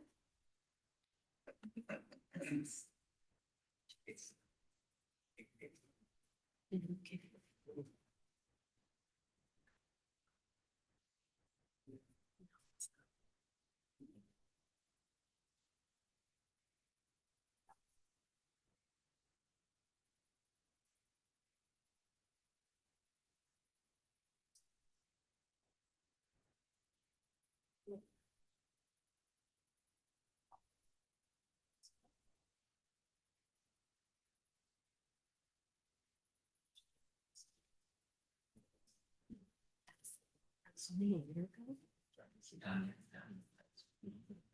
It was when we had more TVs too. Oh, That seems like so long ago. yeah. Well, that was a good introduction for you.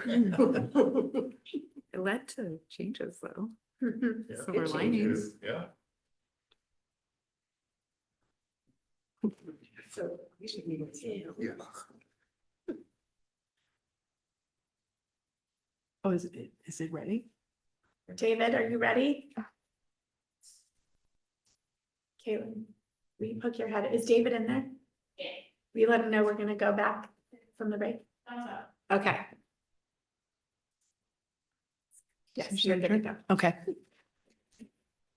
We are now continuing with our agenda and we are going to revise. Do I need a motion to make a change to the agenda order?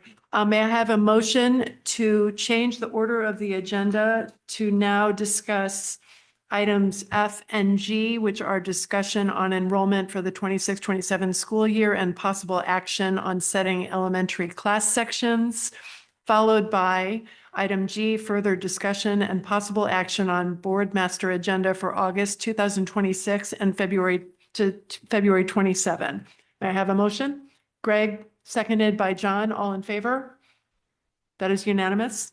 So we will now move to item F, discussion on enrollment for the 2026-27 school year and possible action on setting elementary class sections. Rich? So we are requesting that we set 108 total elementary classroom sections based on the current enrollment and the board's class size guidelines. There are 108 sections budgeted against 110. The two that came in under were Henley Kindergarten and Holmes third grade. Overall, there are 4,404 students enrolled, which is 34 less than last year and 37 less than the projection. The drop is the small cohort going through the high school. We did see some increases in kindergarten and Tokenique. We talked about that age 5 cutoff. If you remember last year, Tokenique was actually suppressed a little bit. And now that those kids are eligible for kindergarten, we saw a little bit of a rise. There are 3 sections we wanted to highlight that are close to tipping. Holmes third grade and 5th grade are 1 student away. And then Oxbridge kindergarten is 2 students away. And those are really the highlights. Okay, are there board questions on enrollment, on the projections? Joanna? So the Holmes third grade, if we've already budgeted for 4, and we're only 1 away, does it make sense to take it out and then put it back in if we go up again? I mean, 1 is not something that's beyond the, you know. It's certainly, if the board direction is to make that move, we certainly can.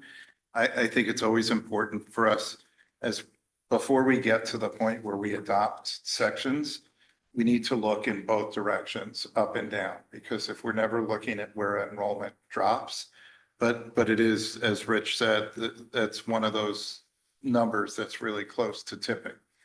So the number has stayed consistent for like the last 10 days. In the past, before we kind of get closer to the school year where everybody knows their teachers, the board would give the superintendent flexibility if we see that extra 1 student, let's say, come either one of those grades, that the superintendent can just notify the board that he's adding that, say that 3rd grade at home. I think we did that last year as well. Correct, yeah. And then that would just be emailed to the board as a notice saying that we ended up adding it. Because you do obviously have a couple of weeks before you really have to worry about the school year. So. I mean, how does it affect hiring for these sections? If we drop it and then the student shows up and, or, Well, we're already hiring based on that section, not breaking. okay, so you're already planning on just the 3. Right, we're planning on what Rich is telling us right now. So if we open an extra section, we'll have to make it.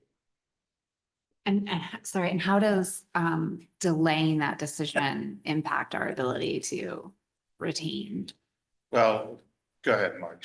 It hasn't normally been a problem, especially with elementary. I mean, this year is more challenging than most, but you know, we get it done. Sometimes we offer a 1-year contract.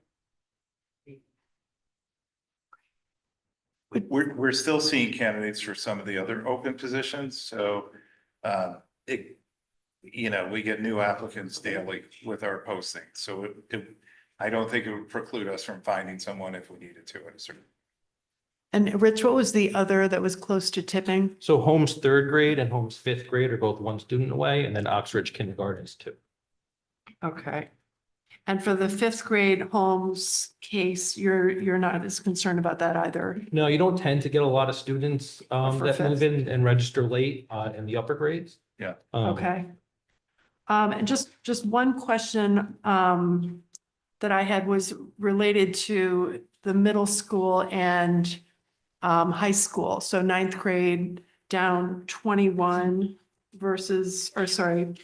down 19 versus projection. And Middlesex down 12, but I think a lot of that was 7th grade.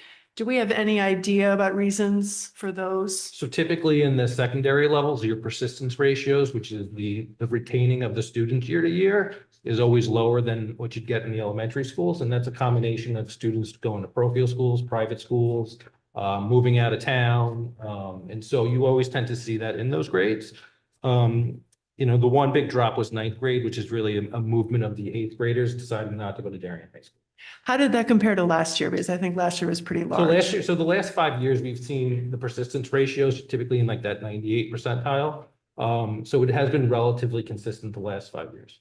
Okay, thank you. Are there other board questions? Greg? One follow-up to that is, how many of those students that leave come back a year later in the same grade? We would have to look into that. We do typically see the kids coming back in 12th grade. And so they might leave in 8th grade going into 9th, and then they return into 12th grade. But we can check how many come into that same year. Okay, and then my other question, this might be a dumb question, but when we look at the elementary schools in particular, and sort of like, I'm thinking more like utilization of this space, like Royal was just expanded.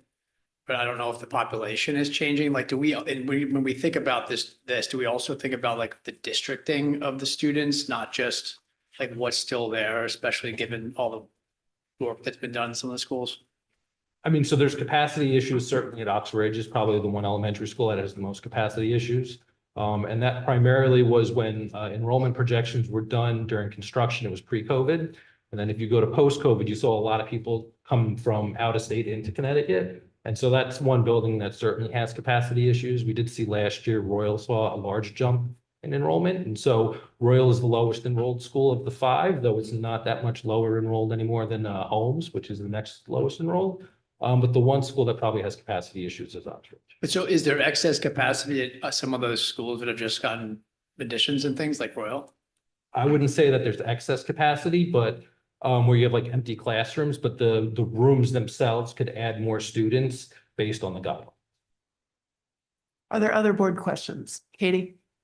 I wanted to ask about the 11 student variance in 7th grade. And how that might relate to a trend. 'Cause to me, that makes me think that maybe some people are trying or then saying MMS might not be right for their student after a year in 6th grade. Do we have any, am I off base here? Is there any So I don't know if we additional have any data? data that says like the school's not right for me or it's not a good fit, other than the family made a choice maybe to go to another school, whether it's to move out, or like I said, like a private school or a parochial school, but we don't get any data that says But is not a that, good fit, or you might be able to infer that, but nothing Right. definitive. is that typical though from years You do past? tend to And- see, yeah, you do tend to see in the middle school age, and not just in our district, but other districts. Everywhere I've worked, yeah. The middle school tends to be the school where you start to see the transferring out to parochial. And is that number within like It's the within a range few year over year? students of what we've always seen. Just one follow-up to that on 7th grade, just given that the actual enrollment for 7th grade is larger than the 2 other grades, do we think that might be related to the size of that grade in the classes? Or No, is I this mean, different? it's been that same bubble going through from the Okay. past. Thank you. Other questions? I just want to come back to the elementary for 1 second. So what I heard you say in response to Joanna's question, Eric, was that if the section were to tip with that extra student, that we would be able to open another section in time. And I just wanted to confirm that that's what the board should expect, or that should the sections tip based on our current guidance, we will create. Great. Okay, any other questions from the board? All right, then, So Rich, how should that be stated in the approval? So the board would set 108 elementary sections with the flexibility of the superintendent to add additional sections based on ongoing. On the enrollment, yeah. do I need to add that to the motion? That language? I think let's see. Yeah, I would just add, You're right, here, let me know what I heard. With flexibility. for the superintendent to add additional sections based on enrollment.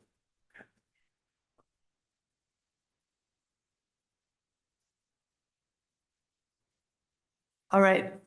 May I have a motion to approve 108 elementary class sections based on the current enrollment for the 2026-27 school year with flexibility for the superintendent to add additional sections based on enrollment? May I have a motion? Joanna, seconded by Bill, all in favor? That is unanimous. Thank you. And now we will move on to item G, further discussion and possible action on board master agenda for August 2026 through February 2027. So there are, the second reading of this, you'll notice several updates in red on the digital version. On December 8th is the technology update that was added. And January 7th, which is Thursday, we had moved that proposed budget presentation from Tuesday the 5th to Thursday the 7th. I would also like to suggest that we add one other piece, which is on the consent agenda for August 25th is as the approval of the strategic plan.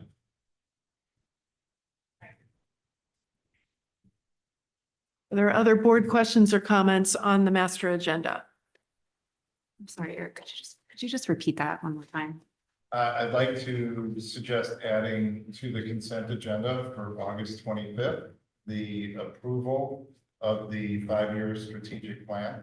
And then the other changes that are reflected was the December 8th technology update. And that the meeting that was originally on January 5th was moved to Thursday, January 7th. So just the one that's not Yeah, highlighted here. if not highlighted, Great. that will be added in the minutes. Thank you. The approved version. Okay, and then if any additional agenda items come up that need to be discussed in the interim, then after this is approved, then we can add that at that point in time. Okay. Are there other questions or comments from the board? Okay, seeing none. May I have a motion to approve the board master agenda for August 2026 through February 2027 as amended, with the addition to the consent agenda on August 25th of the approval of the 5-year strategic plan? Joanna, seconded by, may I have a second? Bill, all in favor? That is unanimous. Thank you. We will now move on to, what do you want to do now? Let's go to transportation. Okay, we'll move on to item D, the discussion on transportation study and school start times. I'll give it to Rich to give us an overview, and then we are joined by Mr. Dave Solicito from Yes. School Bus Logistics. Thank you. So the board contracted with School Bus Logistics last school year to evaluate the possibility of a later school start time. School Bus Logistics looked at a number of scenarios on how that could work and what the impact would be. With busing, you know, when you change one input, a lot of outputs also changed. And so the report that School Bus Logistics came up with outlined some of those changes. And then we have Dave here who'll give us a highlight, and we're here to answer any questions. Great, great. Can you guys hear me? Is this on? Yeah. Great, fantastic. Thank you all for having me today. Look forward to walking you through some of the things that our team has put together. Like Rich just said, you know, we were asked to analyze some scenarios. The gentleman who actually did it is not here today, so I'm here to fill in from our company. So any specific questions, all I'd ask is that we can get back to you with those kinds of answers and we can go through this, okay? Let's see. I'm going to skip through. There's a slideshow if you guys can see it up there too. About School Bus Logistics, you know, we were founded in 2010. Our president and CEO worked for different software companies and contractors. We have about 20 employees currently that are industry experts around the country, and we manage, you know, large and small school districts, transportation operations. We manage a lot of the routing. So like to work through with schools, different options, different ways of thought above and beyond what their current transportation operation has to deal with. Core values, safety, trust, and accountability. Obviously, those are the tenets when it comes to school districts and what they do. As we go through, we have our team here. Rob's our CEO. He's done some work for Darien in the past, and I know we've had a longstanding relationship with them. He's in Denver. That's where our corporate headquarters is in Colorado. And then myself, I live in New York. My wife's been an elementary school teacher for 20 years. So it gives me a little bit of a flavor of kind of what goes on when changes are made when it comes to transportation. And Lance Osler is actually the consultant who did the work for this whole thing. If you guys have seen the actual report that was provided, it goes through in detail all of the scenarios. I'm sure a lot of that information will be helpful as we go through. As for today's presentation, I just kind of wanted to touch on the highlights and talk about some of the findings and then possibly answer some questions. The objective, as Rich said, basically, we were given a few different start times to look at, to try to look through the bell times, look through the 3 tiers, evaluate it to accommodate a later high school start, and what are the effects of that going to be? All while looking at the district operating 25 buses on a 3-tier system. I'm going to skip ahead one here so I can go through this and I'll go back to that slide. But really what we see here is your current scenario, right? You've got your high school, your bell schedule, your earliest pickup time, your latest drop-off time. And all too often what we find when we look at these things is people look at capacity when they are analyzing the different types of scenarios. Most of the time it comes down to a timing issue and trying to fit all of these buses in certain times to get to certain schools. So one of the things we'll notice here is as we go through, the first scenario looks like moving the high school and the middle school to about the same time was the least impact. It still allows for kids to be picked up around the 7 a.m. period. And the latest drop off at elementary would be 4:21. As we know here in the Northeast, it gets a little dark by that time. As we start to go into scenario 2, that was really moving the high school back even further than it is, getting to that 8:15 a.m. start time. And really, that's where you start to notice some of the timing differences. We start to see things like, okay, high school pickup, the earliest time is 7:14 a.m. But if you notice at the bottom, the elementary school time, that would move that back to the earliest pickup being at 6:27. So that's, again, we're looking at 6:27 a.m. and the students on the elementary school side getting home at 2:47 p.m., which may be early, right? As we know, elementary school is usually the heaviest tier, meaning high school kids have sports and other things that they're doing. So we want to be cognizant of how that works out. The same thing goes with scenario 3, right? 8:30 a.m. start time, actually moved that back to 6:36 a.m. and 2:46 coming home. So there are some differences. And like I said, if you want to look at the actual report, these are all broken down in detail for each scenario and what they go through and how it looks. Scenario 4, 8:30 and 7:40. We'll see that the times bounce around a little bit. Again, whenever I see elementary school kids getting home 4:20, things like that, it gets a little scary, but it is what it is. So as we go through, that's the timing side of things, right? That's obviously, like I said, the easiest one would be scenario 2, but that's going to have elementary school kids getting picked up at 6:20 in the morning. That means they're getting up at 5:30, 5, whatever it is. Trying to get out there. As I go back to the earlier slide too, you'll see the other effect of doing these, right? So the current state, high school start time is 7:40, great. Scenario 1 at 8 a.m., we're not adding any buses. There's no additional charge. It's the least disruption, it's some minimal schedule changes. When we get into scenario 2 and 3, we start to see the addition of buses and, the estimated cost based on the contract and that. But the idea is the operational conflicts, potential for late buses. That's where you start to run into issues. If anybody's flown lately, if the first leg gets delayed, you start missing buses and then you're looping back around and you're getting other things.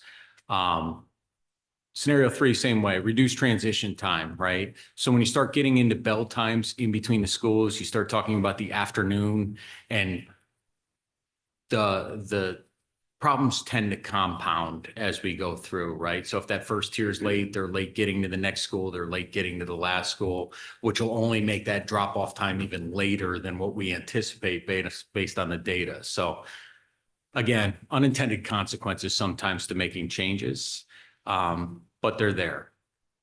So lastly, scenario 5 was really looking at making them all the same time so that the elementary school wouldn't have to do different things. And as you see, it would add 19 buses to do that.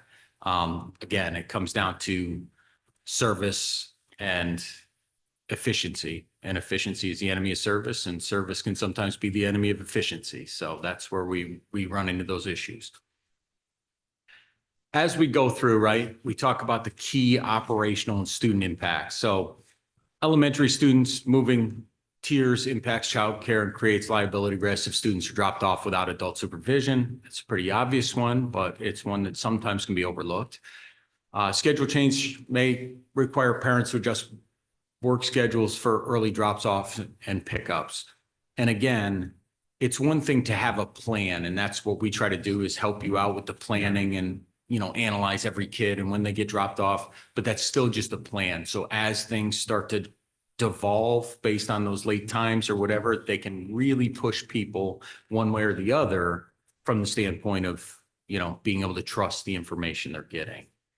Obviously, as we look through, you know, like I said, the reliability, the scenarios that compress the routing window time between tiers significantly increases the likelihood. So as you start running into traffic issues and unforeseen circumstances, that can only compound how the late and early pickup times. Obviously, lastly, athletics and extracurriculars, not that it's lastly, but you know, it's one of those things that too, sometimes we'll have to give depending on what the school's trying to accomplish. You know, and that's something that you all can weigh out as far as how you want to do it. We also took a look at your walk boundary and looking at increasing service for kids and reducing the walk zones. And what you see here is you'll see the current walk zones, you know, we can do it with 25 buses. And as we start looking at increasing those walk zones, if we pushed it out to 1.5 miles, it means the addition of 3 buses. And when you start to get out to the half mile, it really increases the number of buses that the school needs. So truthfully, the way you guys have it right now, seems to be the most effective. Obviously, you know, as you make changes, we'll need to look at those things.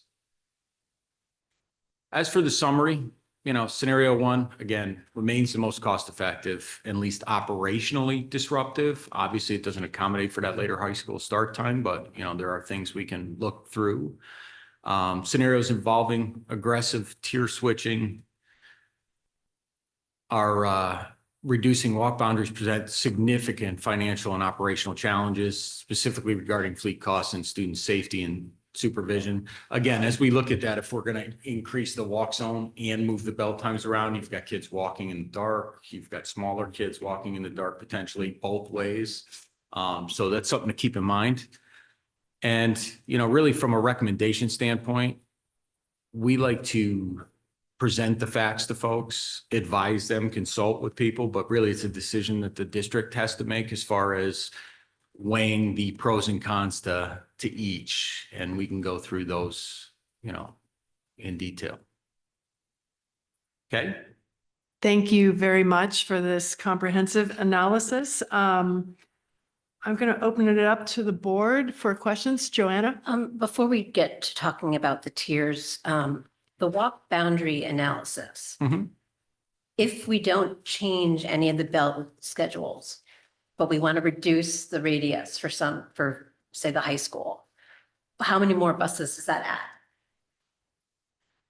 That would depend, right? And we can go through and look at that. I can get you that answer in detail. Okay, because that's just another option that I thought we were talking about, not just adding together, but Yeah. also separately as things. I'm sure we have that information. I just don't have it with me. I would like to just add an additional comment. So at the bottom of the memo that we included, I just wanted to raise, because there are a few things that were mentioned that are considerations for us as we're considering any possible changes. The parent guardian availability to greet kindergarten students. We have an existing policy that requires an adult be waiting or an adult be waiting to greet the kindergartner at the bus stop. That's something we have to think about if we make modifications in either direction. The darkness and light at bus stops at times of dismissal and pickup. And a new one that related to this was the recent passing of a bill in Congress, not sure where it will go, eliminating daylight savings time. I imagine these guys in the transportation world are already thinking about what the impacts are. I don't know what they would be at the moment in time. the impact on our athletics programs, because we do know that we currently, with the current start and end times of school, we do have a fair number of athletics teams that end up being dismissed early because of away games and competitions. And that would certainly be something we'd have to consider and get back to you on.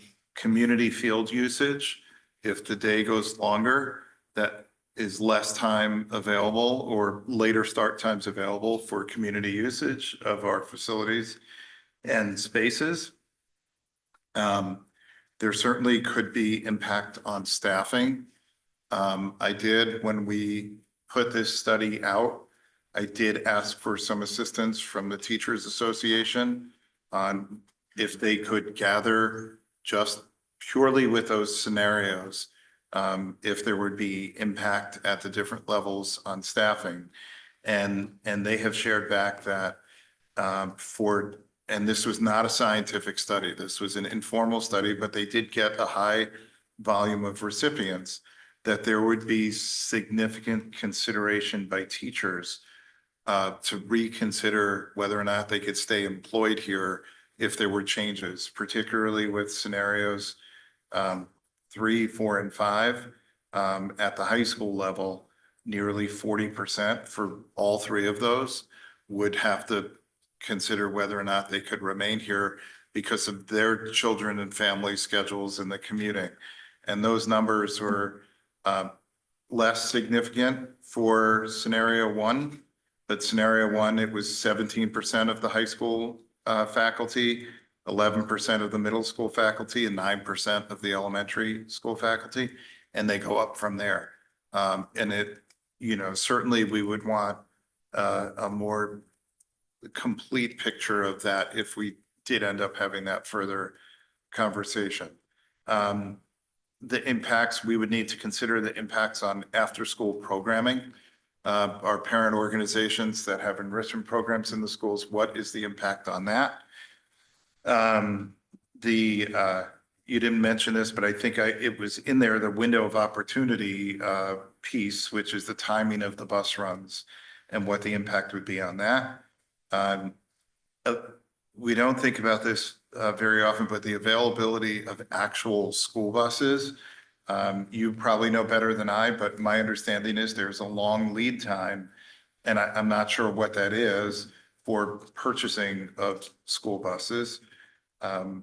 This keeps coming up, our bus depot concept that we've been working with the town. We thought it was a dead horse, but our first selectman has continued rousting people throughout the neighboring communities to try and find space for that. But having a space, we had a conversation with someone about a space in Stamford a few weeks ago.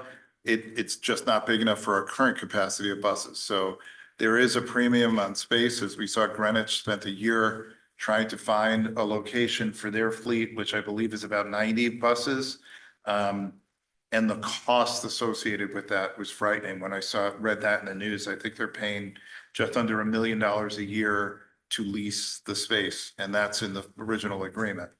So the location of a bus depot, and then in addition to the availability of school buses is the availability of additional drivers. And there is a national shortage of school drivers. So I'm not suggesting that any one of these or any of them would have an impact on those, but these are all factors that we have sitting in the back of our minds as we have this conversation and we think about any next steps moving forward. We need to look at all of those pieces as well. For the walk radius, if it were to drop to 1.5 miles, we would need 3 more buses. And to drop to 1 mile, we would need 7 buses. And that's just at the high school, right? Can you repeat that, Rich? So to go from 2 miles to 1.5 miles, we would need 3 more buses. And then to go from 2 miles to 1 mile, we would need 7 buses. Thank you. Are there other board questions? Katie? Thank you. I appreciate this. Thank you for this, for being here to show it to us. And thank you, Dr. Byrne, for ordering this. We have been talking about this for a number of years without really having concrete information in front of us. So I think that's a big step forward for the board to be able to look critically at concrete data. A couple of things that I noticed though. One is I really appreciate this list of factors that impact a change. I think it's really important for us to look at this holistically so that we're not surprised by any unintended consequences. I do find that the benefits are missing from this. These are really a list of negative considerations without any counter to the benefits that our students might receive.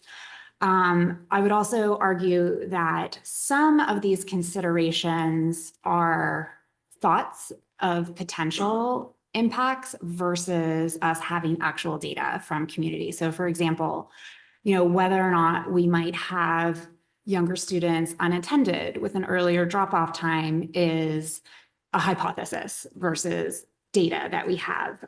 So I would love to see us take this as a very critical and important step and then move to the next step, which would be, I would think, having focus groups with parents to find out, how would this impact you? What would you like to see the district move towards? And that I would strongly think needs to go, all the way from PK to 12.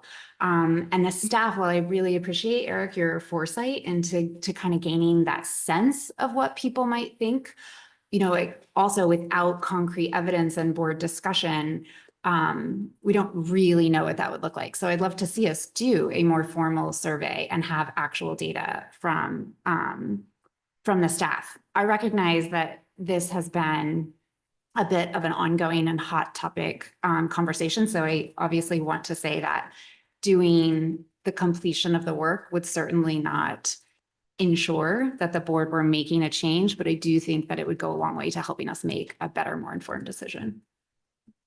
Are there other board comments? Yes, Greg? The added cost that you laid out, what does that represent? Is that like the for initial cost? Is it The annual annual cost of a bus. So right now, the buses are basically leased from First Student. So each bus that the district contracts with is about 154,000. So you would need, 154,000 times the 6 buses if it was scenario 2, and so on. And so this it doesn't contemplate the bus depot No. that you keep alluding to. Katie? Sorry, one other thing that I think would be important for us to consider, and if this was part of the scope, please chime in. But parent pickup lines are also a real issue in this district. So I would be curious if we did move forward with like a focus group and, some information gathering, understanding how a potential change to the schedule would impact those lines. Might it alleviate some of it or not? And then I would say that there might be a couple of cases where school-specific data could be really important, like Oxbridge and Darien. Yeah, that's a good point. Rob, I have it. Yes, Bill? So, kind of following up on what Katie mentioned, Rich, do you have any context? I noticed some of the earliest pickup times for the middle and high school were round about 50 minutes before the start. Is that because they're dropped off, then the bus goes back out and gets more?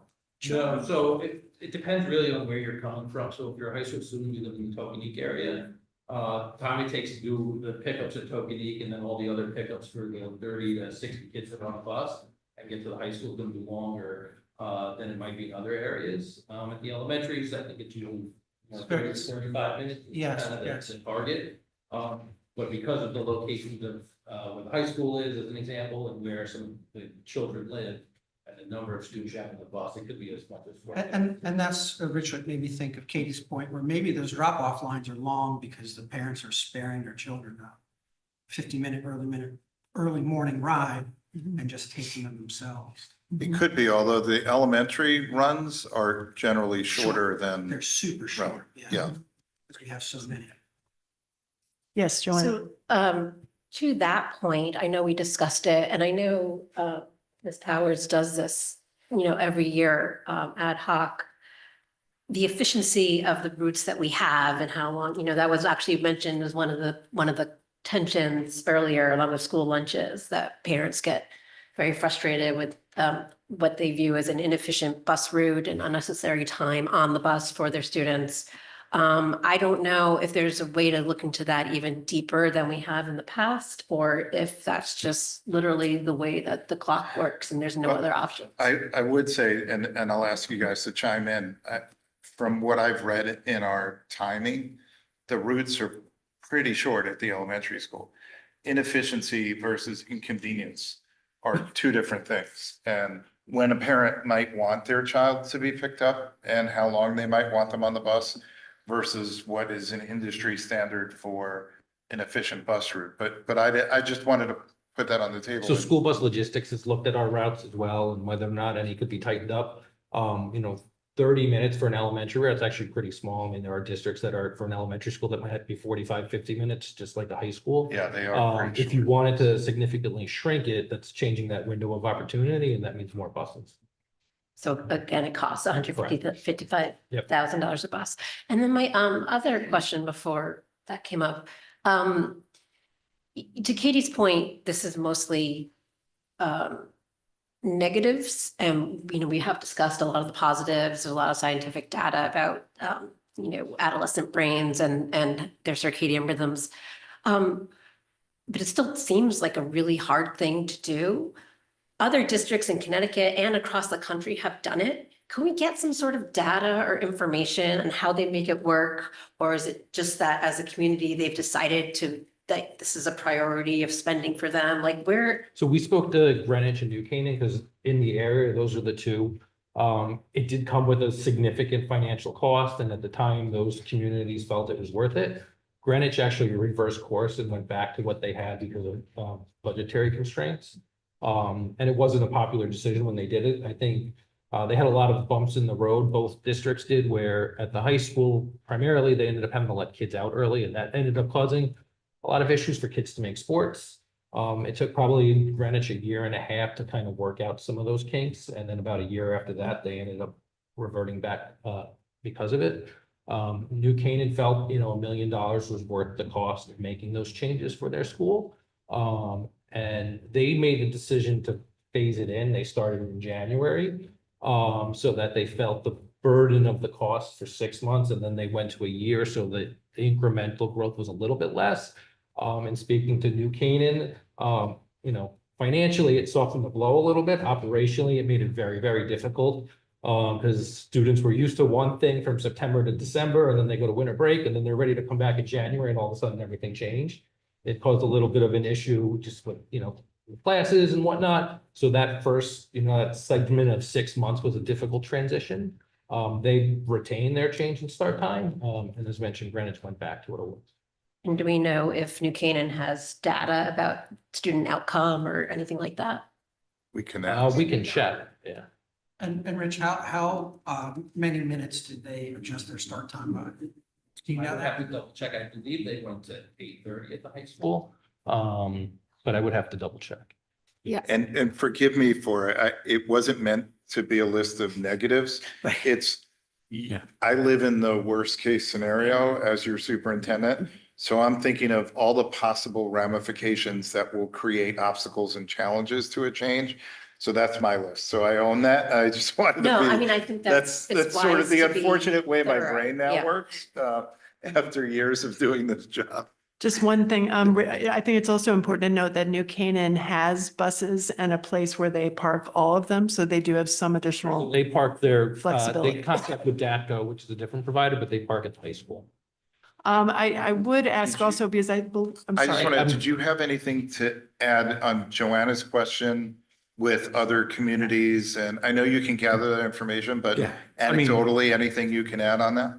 It's definitely not unique to your district, and we've helped districts all over the country do different things. And, from a transportation side, we're looking at what are the effects of doing this. That's kind of what we do to Dr. Burns' point, like, not that it's all negative, but it's more like from an operational standpoint, it devolves, right? the other side of the house, there's a whole different line of thinking as far as the positives go. But the studies are out there. You know, we can talk through with Rich, different, said local people that have it, but we've got some folks all over the country that we've done work for, similar to this. Just a correction, New Canaan went to 8 o'clock.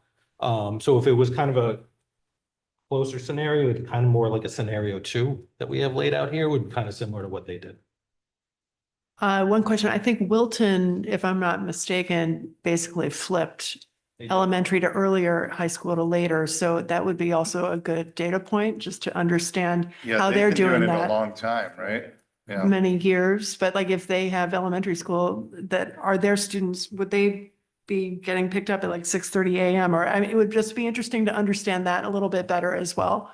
How that even worked for their community. Yes, Katie. Thank you. Yeah, I just wanted to kind of plus one Joanna's request for the data centered around student outcomes in particular.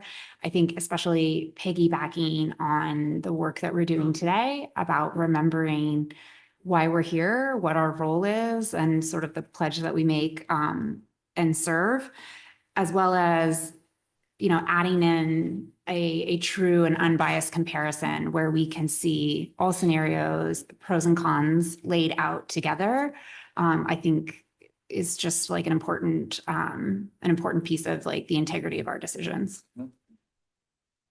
Greg? One question and one thought on the high school bus do we know what like the utilization is at the high school for buses? Is it how seniors can So it- drive and juniors cannot So and below? it honestly depends on the time of the year. The utilization is much higher in the winter when it's colder. You know, some buses can be as, you know, as many as 60 kids on a 70-passenger bus. Some can be as low as 30 on a 70-passenger bus. It really depends on where the kids are coming from and the time of the year. Okay, fair enough. And then my thought is, I mean, I don't disagree with Katie in terms of doing some work to get more data to make the most informed decision. I do think, I mean, thinking about some of the ripple effects that were laid out here, which are definitely pretty wide. I think we should figure out how to prioritize what the next steps are so that we're attacking in the right way. Like Dr. Byrne raised I think maybe one of the most important ones, which is what's going to be the impact on staffing? So if those numbers are even close to accurate, that's very scary to me.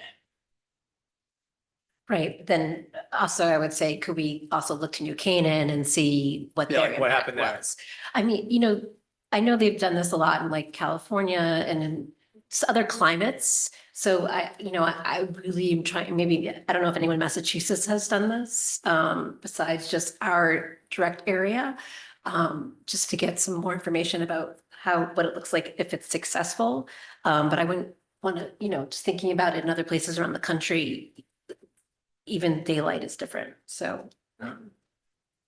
I would say, I mean, from the standpoint of getting additional data, I do also think it would be important to get data from the athletic standpoint and the number of people that schedules for travel timing, the number of students and athletes that would Right, impact how at the high much school. class because time would you miss? that could be very significant, especially if you're going to an 8:30 start time for the high school, or 8 a.m. I would assume wouldn't be as much of a difference as it is now, but Yeah, we could certainly almost take the scenarios and do a chart that shows, I don't know if there's an exact number, but it would depend on any given season and then also Right. on playoffs, but we could work with that. just in terms of next steps, just based on feedback from the board, do you have questions, John, Bill, Dave, or feedback before I kind of wrap up on next steps? I mean, I'll just comment, I think we've gone through this a few different times and we've heard the pros and the cons over a length of time, so I'm not sure how much time we should keep devoting to this, depending on sort of where the consensus is, and I guess we're gonna find out now, but this is what we've talked about for a long time, and at some point we need to either do it or not, so. So on that note, I just, from a sense of the board, given that scenario 5 would be a $2.6 million cost, if we're talking about next steps and thinking about different scenarios, would it make sense to maybe limit the number of scenarios that we're potentially evaluating from a standpoint of community focus group or surveys. Do you have feelings about that, Katie? So I would be happy to make a motion that asks the board to request the next step of focus groups and a formal staff survey. I don't see that we're ready to make or eliminate decisions, but more gather more information. So Do we need a formal motion to do that? Well, if we want to order Okay. work, we just need to give Eric direction, but The follow-up item. yes. So just from the standpoint of what we've talked about at this point, it would seem to me that we would need to have a survey, a formal survey of the staff, impact on staff, focus groups with the parents, Do you- also students. I would Or what would you also suggest a propose? survey to families, because not everybody's going to be able to participate in a focus group. Sorry, a survey, however would make it easiest. And this needs to be pre-K through 12 because you have siblings and families that have daycare and jobs and everything that would have logistical compounding issues here. The students, I believe, also would need to be surveyed, especially at the high school, given that there are before and after school. But how do you? I might suggest that if we want to do this and do this well, we take the model we have before, like we did this similar thing when we were hiring a new superintendent. So I would maybe say that we want to do it in the same way of that, as opposed to prescripting all of it right now. Yeah. But I do think, I do think there's a question, you raise a good point, like, should we be going and doing the survey on all 5 of these? Or can we, as a board, look at what the information we've gotten and eliminate some of these just by looking at them and seeing some of the, no, I think pretty clearly I would not support scenario 5. It's an extra $2.6 million per year. That's just me, but that seems like a lot of money. And I don't, that's a huge cost. That sounds like it's more than double any of these other districts. So can we eliminate scenario 5, for example? I don't know if there's other issues with other scenarios. We can see like the early start time for elementary school, 6:30 pickup. Do we think that's an issue? Like I think like, can we pick fewer scenarios to do the survey on? Does that make sense? I'd see both of you. So But Bill Bill and then first. John. So, Rich, I want to circle back with you. New Canaan. I'm assuming they had a start time very similar to ours, like 7:40, and they moved to 8. I believe they were 7:30 and then they went to 8. So that would put us at like the 8:15 one. Correct. I'm just trying, for 20 minutes, if we went to 8 o'clock, is that worth it? Is it that much of a difference? Right, we don't know, right? Like, Yeah. there's different studies, so to just pick things out, yes and no right Yeah. now, without having it all laid out in front No, of I us. get it, but then to Greg's point, which I agree with you. Maybe we should, okay, if you really want to make a change, then let's go all the way and see what 8:30 would spend all that money. And see, does that make a difference? If it makes a difference in educational outcomes and everything else, then maybe we do.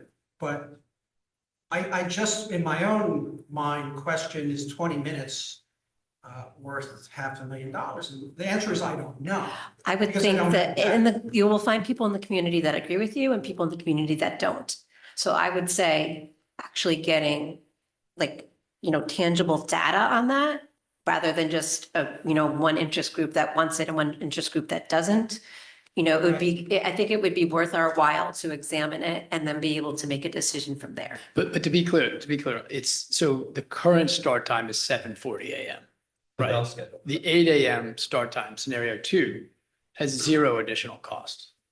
No, scenario 1 is 0. I'm sorry, scenario 1, 8 a.m., 0 additional cost. It's the other scenarios, 2 through 5, that have anywhere from 300K to 2.6 million per year. Right, and that's I agree with So you. your question about like, is the extra 20 minutes worth it? There's no incremental I cost to don't think that. we have the answer, is my I don't think point. we And to know, Katie's like- point, I think we need more information. Katie. Thanks. So I think that, like, coming back to this, scenario 1, 20 minutes, but 20 minutes is 0 cost, right? I would say leave that in. Scenario 5, that does fall under our purview, to Greg's point. Like, this cost might be just prohibitive, where, even myself, I'm like, well, what educational impact could we have if we're spending that much money? Those are things we have to think about. I guess again, though, I would come back to, I don't know if we need to decide exactly right now how prescriptive we would be about the information going forward, because maybe 4 scenarios versus 5 is not a heavy lift. Like, I think we could leave that to the focus group designers. I think for today, the most important thing is saying, we want some more information and we'll work together for what and how we get it. Are there other board comments? John, did you have a? I just feel like we're kind of spinning our wheels here and we're just kind of like, excuse all the automotive or bus puns, but like we're just kind of going off without a roadmap or directions. And so I think Greg is right in terms of we need to kind of fine tune this. And also too, this is a lot of work for Eric and his team to be working on as well. So is that aggressive? Is a focus group more cost efficient and time efficient? Is a survey to parents more cost efficient and time efficient? Like what's a smart way to approach this in terms of our, Well, our resources? we did speak with school leadership. And we had agreed with them to do focus groups for us, modeled after the superintendent search. So they had agreed to do a similar process. So there would be some of our staff time involved in it, but they would be leading that piece with survey focus groups. With staff and with And families. how would we, even in our district, really parse an educational outcome when we're performing at very high level? And to your point earlier today, it's very difficult to see 25%. They're just nearly impossible for us. Well, So are we operating on a very thin margin on any educational improvement? Is a question, and I'm not It would be proposing an one answer right to now. but it's research something and worth find out. considering. Yeah. We're I paying think, money for. sorry. Katie, go ahead. I think you bring up a good point, though, about being thoughtful that if we were going to engage into this, we take the opportunity of the year before it's implemented to collect some data. I might suggest looking at our first period classes, right? What are our tardies? What are our engagement levels? What are our, grades, outcomes, those kind of things.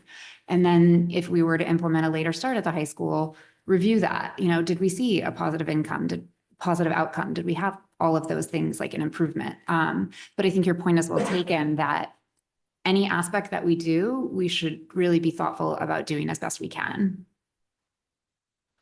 Okay, I agree, we need more data. I agree with Greg that the staff impact and commuting time and everything is a very, very significant point, just based on I know it's not a scientific survey at this point, but to the extent that we're doing a follow-up, we need to take all of those different factors into account in the focus groups or surveys or whatever the best vehicle would be. I personally think we that, can certainly yeah, work with school leadership Yeah. to design to that design Yeah. what would be the best way to approach it.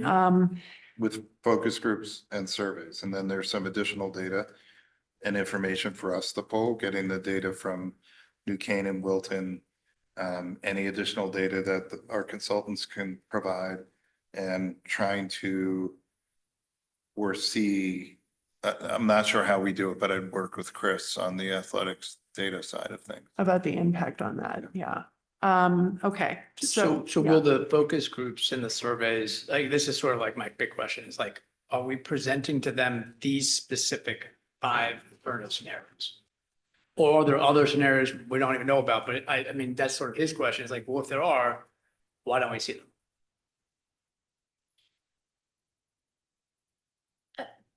I didn't envision these groups, and I'm not a social scientist, so this is not my forte. I didn't envision them as like sitting down parents and saying, these are your choices, what do you want?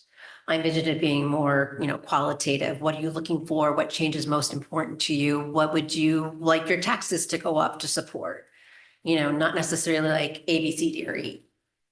Right, but I do think we'd have to give some sort of options. Yeah, I think- To gather hard data to see where the support would be in the community. Because couldn't the community just come up with some random scenario that doesn't exist. fall into one of these, and then we're like, hey, what does this cost? And it's like, well, that's $10 million a year. It's like, wow, why did we waste our time asking about that? Okay, I still don't think we should, I would be surprised if anybody wanted scenario 5, but I don't think we should take it out Just, I agree. The reason that we went through this study in the first place was to find out the feasibility from the experts and how we could actually do this. So I believe that we can include all 5 scenarios because we know that those could be done based on the consultant's feedback. And I think we need to be very, very specific with families.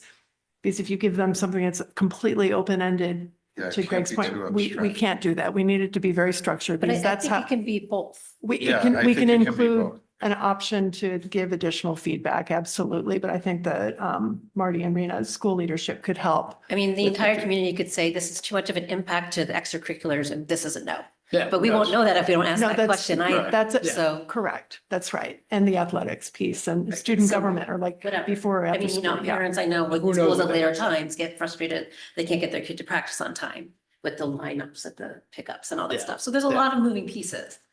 So just the more Um, information that is gatherable without being abstract, I think is the better. I think there's enough guidance from the board here in this discussion that we can work with school leadership on the next steps. And, you know, sometime later in the school year, this is definitely later in the school year. This is not, I will say right now, based on what we have to gather, this is not part of the budget development process for FY '28. There's no way that can be possible. But we can work on this throughout the fall. Okay, great. Thank you. Thank you very much for your work and I appreciate everyone's feedback. So we'll do that as next steps for transportation. I'm assuming we're not talking about walk radius. Sorry, walk radius, we did not really touch on, but I mean, I asked what, and, Yeah. the 3 buses and 7 buses, the one thing I would wonder if, that might alleviate that, you know, a lot of times parents don't want their kids to walk over the highways and stuff like that, and they can literally see the bus that their child is not allowed to go on. And since COVID, it's been much more strict. So I don't know if we want to change that policy that even if you aren't technically assigned to a bus, but you can walk to it on your own, you'd be let, you know, I don't know if we'd have to do that bus by bus, depending on the ridership of each bus, but, you know, Thoughts, Rich? How would that work? I know. Can you say that again? Okay. So if someone is not zoned for, like, you know, with not outside the radius, but literally the bus is the next street over, that student is technically not allowed on that bus. But it used to be before COVID, the bus driver would let you on anyway. I was wondering if we could talk about changing the policy back to So- going that way. So some of the issues that we have, and it does tend to happen more in the winter months, is then when that happens, the bus is overcrowded and there aren't enough seats for the kids. And so when there are not enough seats for the kids, sometimes the kids, if they're older, will sit on the aisle of the floor and then the bus can't go. And so there has been instances where like the high school administration or the middle school administration will have to take the kids off the bus because you do run into that. When the bus isn't overcrowded, you know, and sometimes that happens, will the bus driver still look the other way? I mean, they will. But there are definitely instances where the bus can't depart because there are too many kids actually on the bus. So the unpredictability Right. piece would be. All right, we definitely have good information for us to take some next steps. okay, so we'll move on to agenda item E, discussion on proposed Board of Education goals for 2026, 2027. So what I did for the board's conversation was take last year's goals and the conversations we've been having. And this is a very rough draft of what could potentially be goals for the coming year. Thinking about the ones, again, thinking from a governance mindset, what are the appropriate kinds of goals for the board? Where would they sit? And I thought that would be helpful as a starter to the conversation. Okay, so again, goal number 1, adopting the new 5-year strategic plan. Goal number 2, complete successful and timely contract negotiations, which I'm assuming in this case would be the DAA. The DAA, do we have any other? That's the only one for this year. Yeah. Goal number 3, delivery of fiscally responsible 28 budget. Goal number 4, oversee final completion of HHR elementary building projects, complete Middlesex Middle School facilities study and educational specifications, and study long-term capital project needs, including a bus depot. Goal number 5, enhance engagement and communication between community board and district administration. And goal number 6, establish a culture of strategic oversight that ensures the board remains focused on governance rather than management. So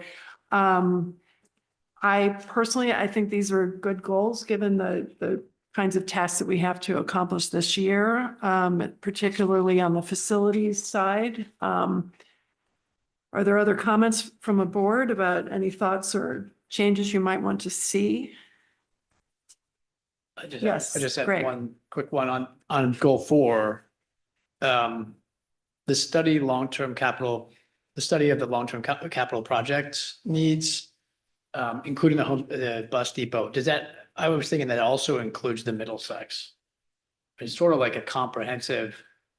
Yeah, well, there's the Middlesex piece that's in there already. Right. And then the long term it's it's the 10-year that we talked about, and that would include all of the facilities, yes. Okay, yeah, I just think of it as like, there's a broader long-term capital project assessment that includes an evaluation of everything, including Middlesex. Right, so I where think we will then take whatever comes out of that. and that would be say, a good, These are the priorities. good strategy point to put on the bottom is a notation about the 10-year facility study that includes all district. Yeah, like I feel like we got to use that to dictate, are we going to do Middlesex, or are there other things? How are we going to, what's the capital allocation strategy going forward, inclusive of potentially doing Middlesex?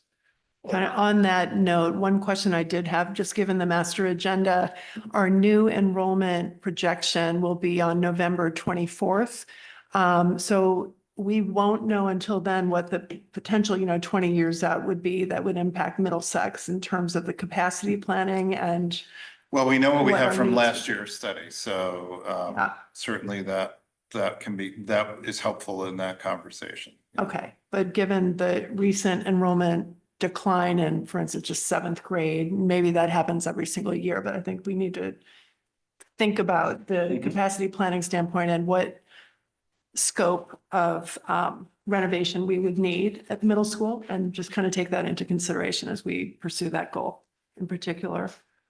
Are there other comments from the board about goals for the board for this year? No feedback. Okay, so with that, I believe we have a motion on, or is this a first reading of the goals?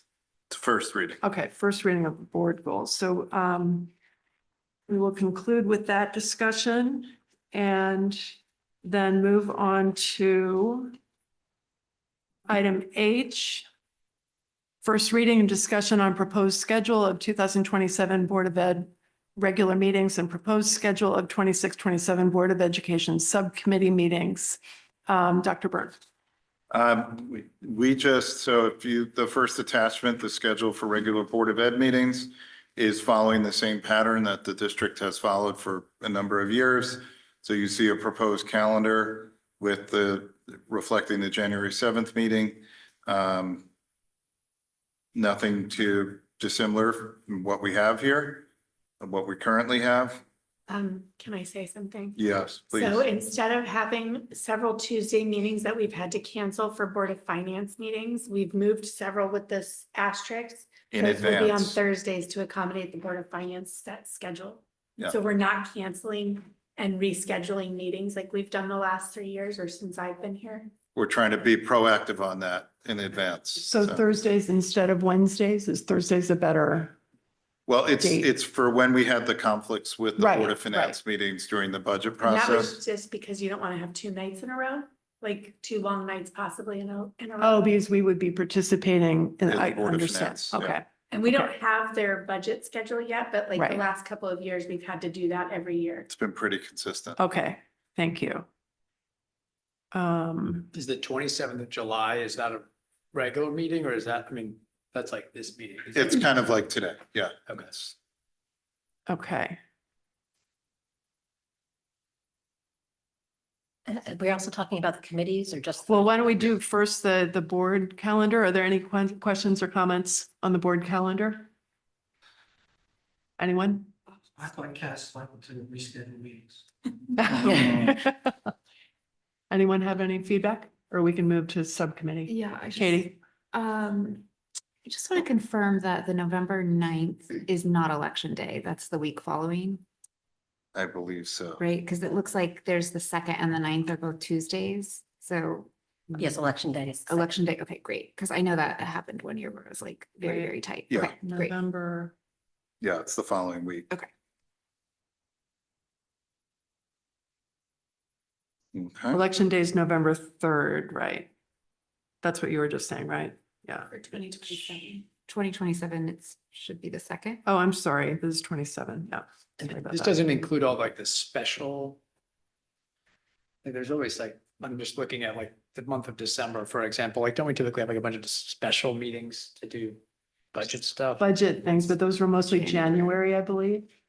Are those on? Oh, is here, that all the budget? January? Well, they're on things? the master agenda, all the budget meetings. So Yeah, I'm just. Cass, go ahead. This is the regular. January meetings are all those budget meetings that it's the structure Dr. Burns established this year. So the January meetings will be the budget meetings, and then they'll also, some of the meetings will only be with regard to budget. Some of them will have our traditional per the master agenda, our specific updates and things like that. But the budgets, this was developed to get rid of Super Saturday. Yeah. So we essentially go every Tuesday for about 6 weeks, but it's to cover the structure of the budget meetings.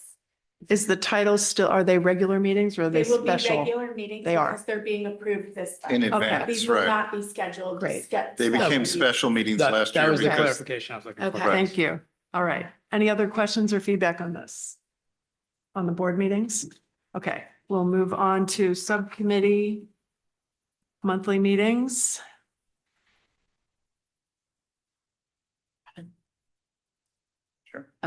So Go ahead. I appreciate that we're already trying to pare down meetings we've had to cancel in the past. right.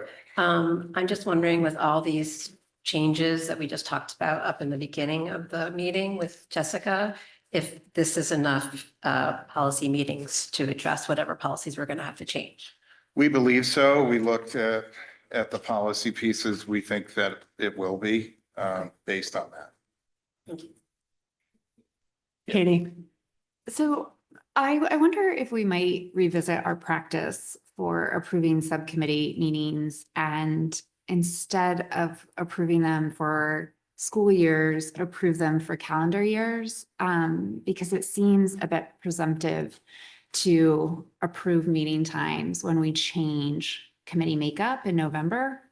And so certain dates and times might not work for the committees so I wonder if we don't approve this for the end of 2026, which then gives maybe just a December meeting, which is, we don't even have, right? So then that would allow the new committees to approve the schedule. One of the challenges that we create on the professional staff is many of us have things calendared out through June of this year. We would need to isolate whatever day of the week is and just leave it empty from now, but school visits, PPTs, things like that. Okay. It would create a little bit of a scheduling challenge on our side of the table.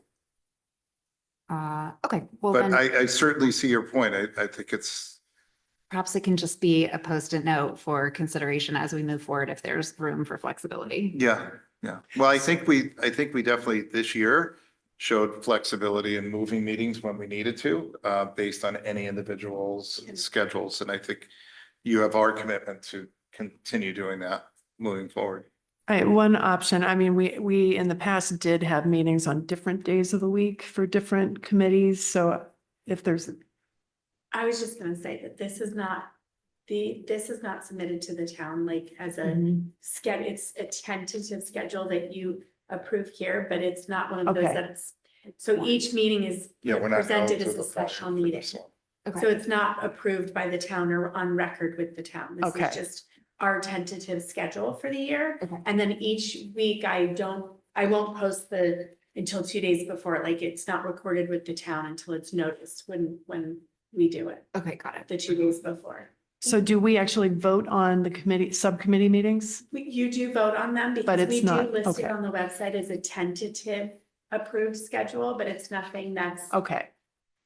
So we'll have flexibility, and this is the first reading. But again, in the past, we had different days for different policies, or, different committees, if we needed to do something more similar to that going forward. Other comments or feedback? Okay, seeing none, we will move on to the consent agenda, which includes, actually, may I have a motion to approve the consent agenda?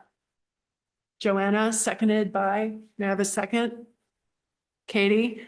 So the consent agenda includes approval of minutes from the special board meeting, June 23rd, 2026, and the regular board meeting from June 23rd, 2026, and the personnel report.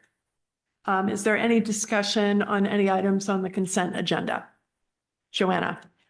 I thought I saw on here that we had one instructional coach hired, but maybe I misread that. And I was just wondering what the status is on all 5 of those. We are up to the equivalent of 3 instructional coaches and still searching. Thank you. So we have 2 that are full-time and then 2 that are sharing a position between 2 part-time people. So. Are there other board questions or desire to discuss other consent agenda items? Seeing none, all in favor of approving the consent agenda? That is unanimous.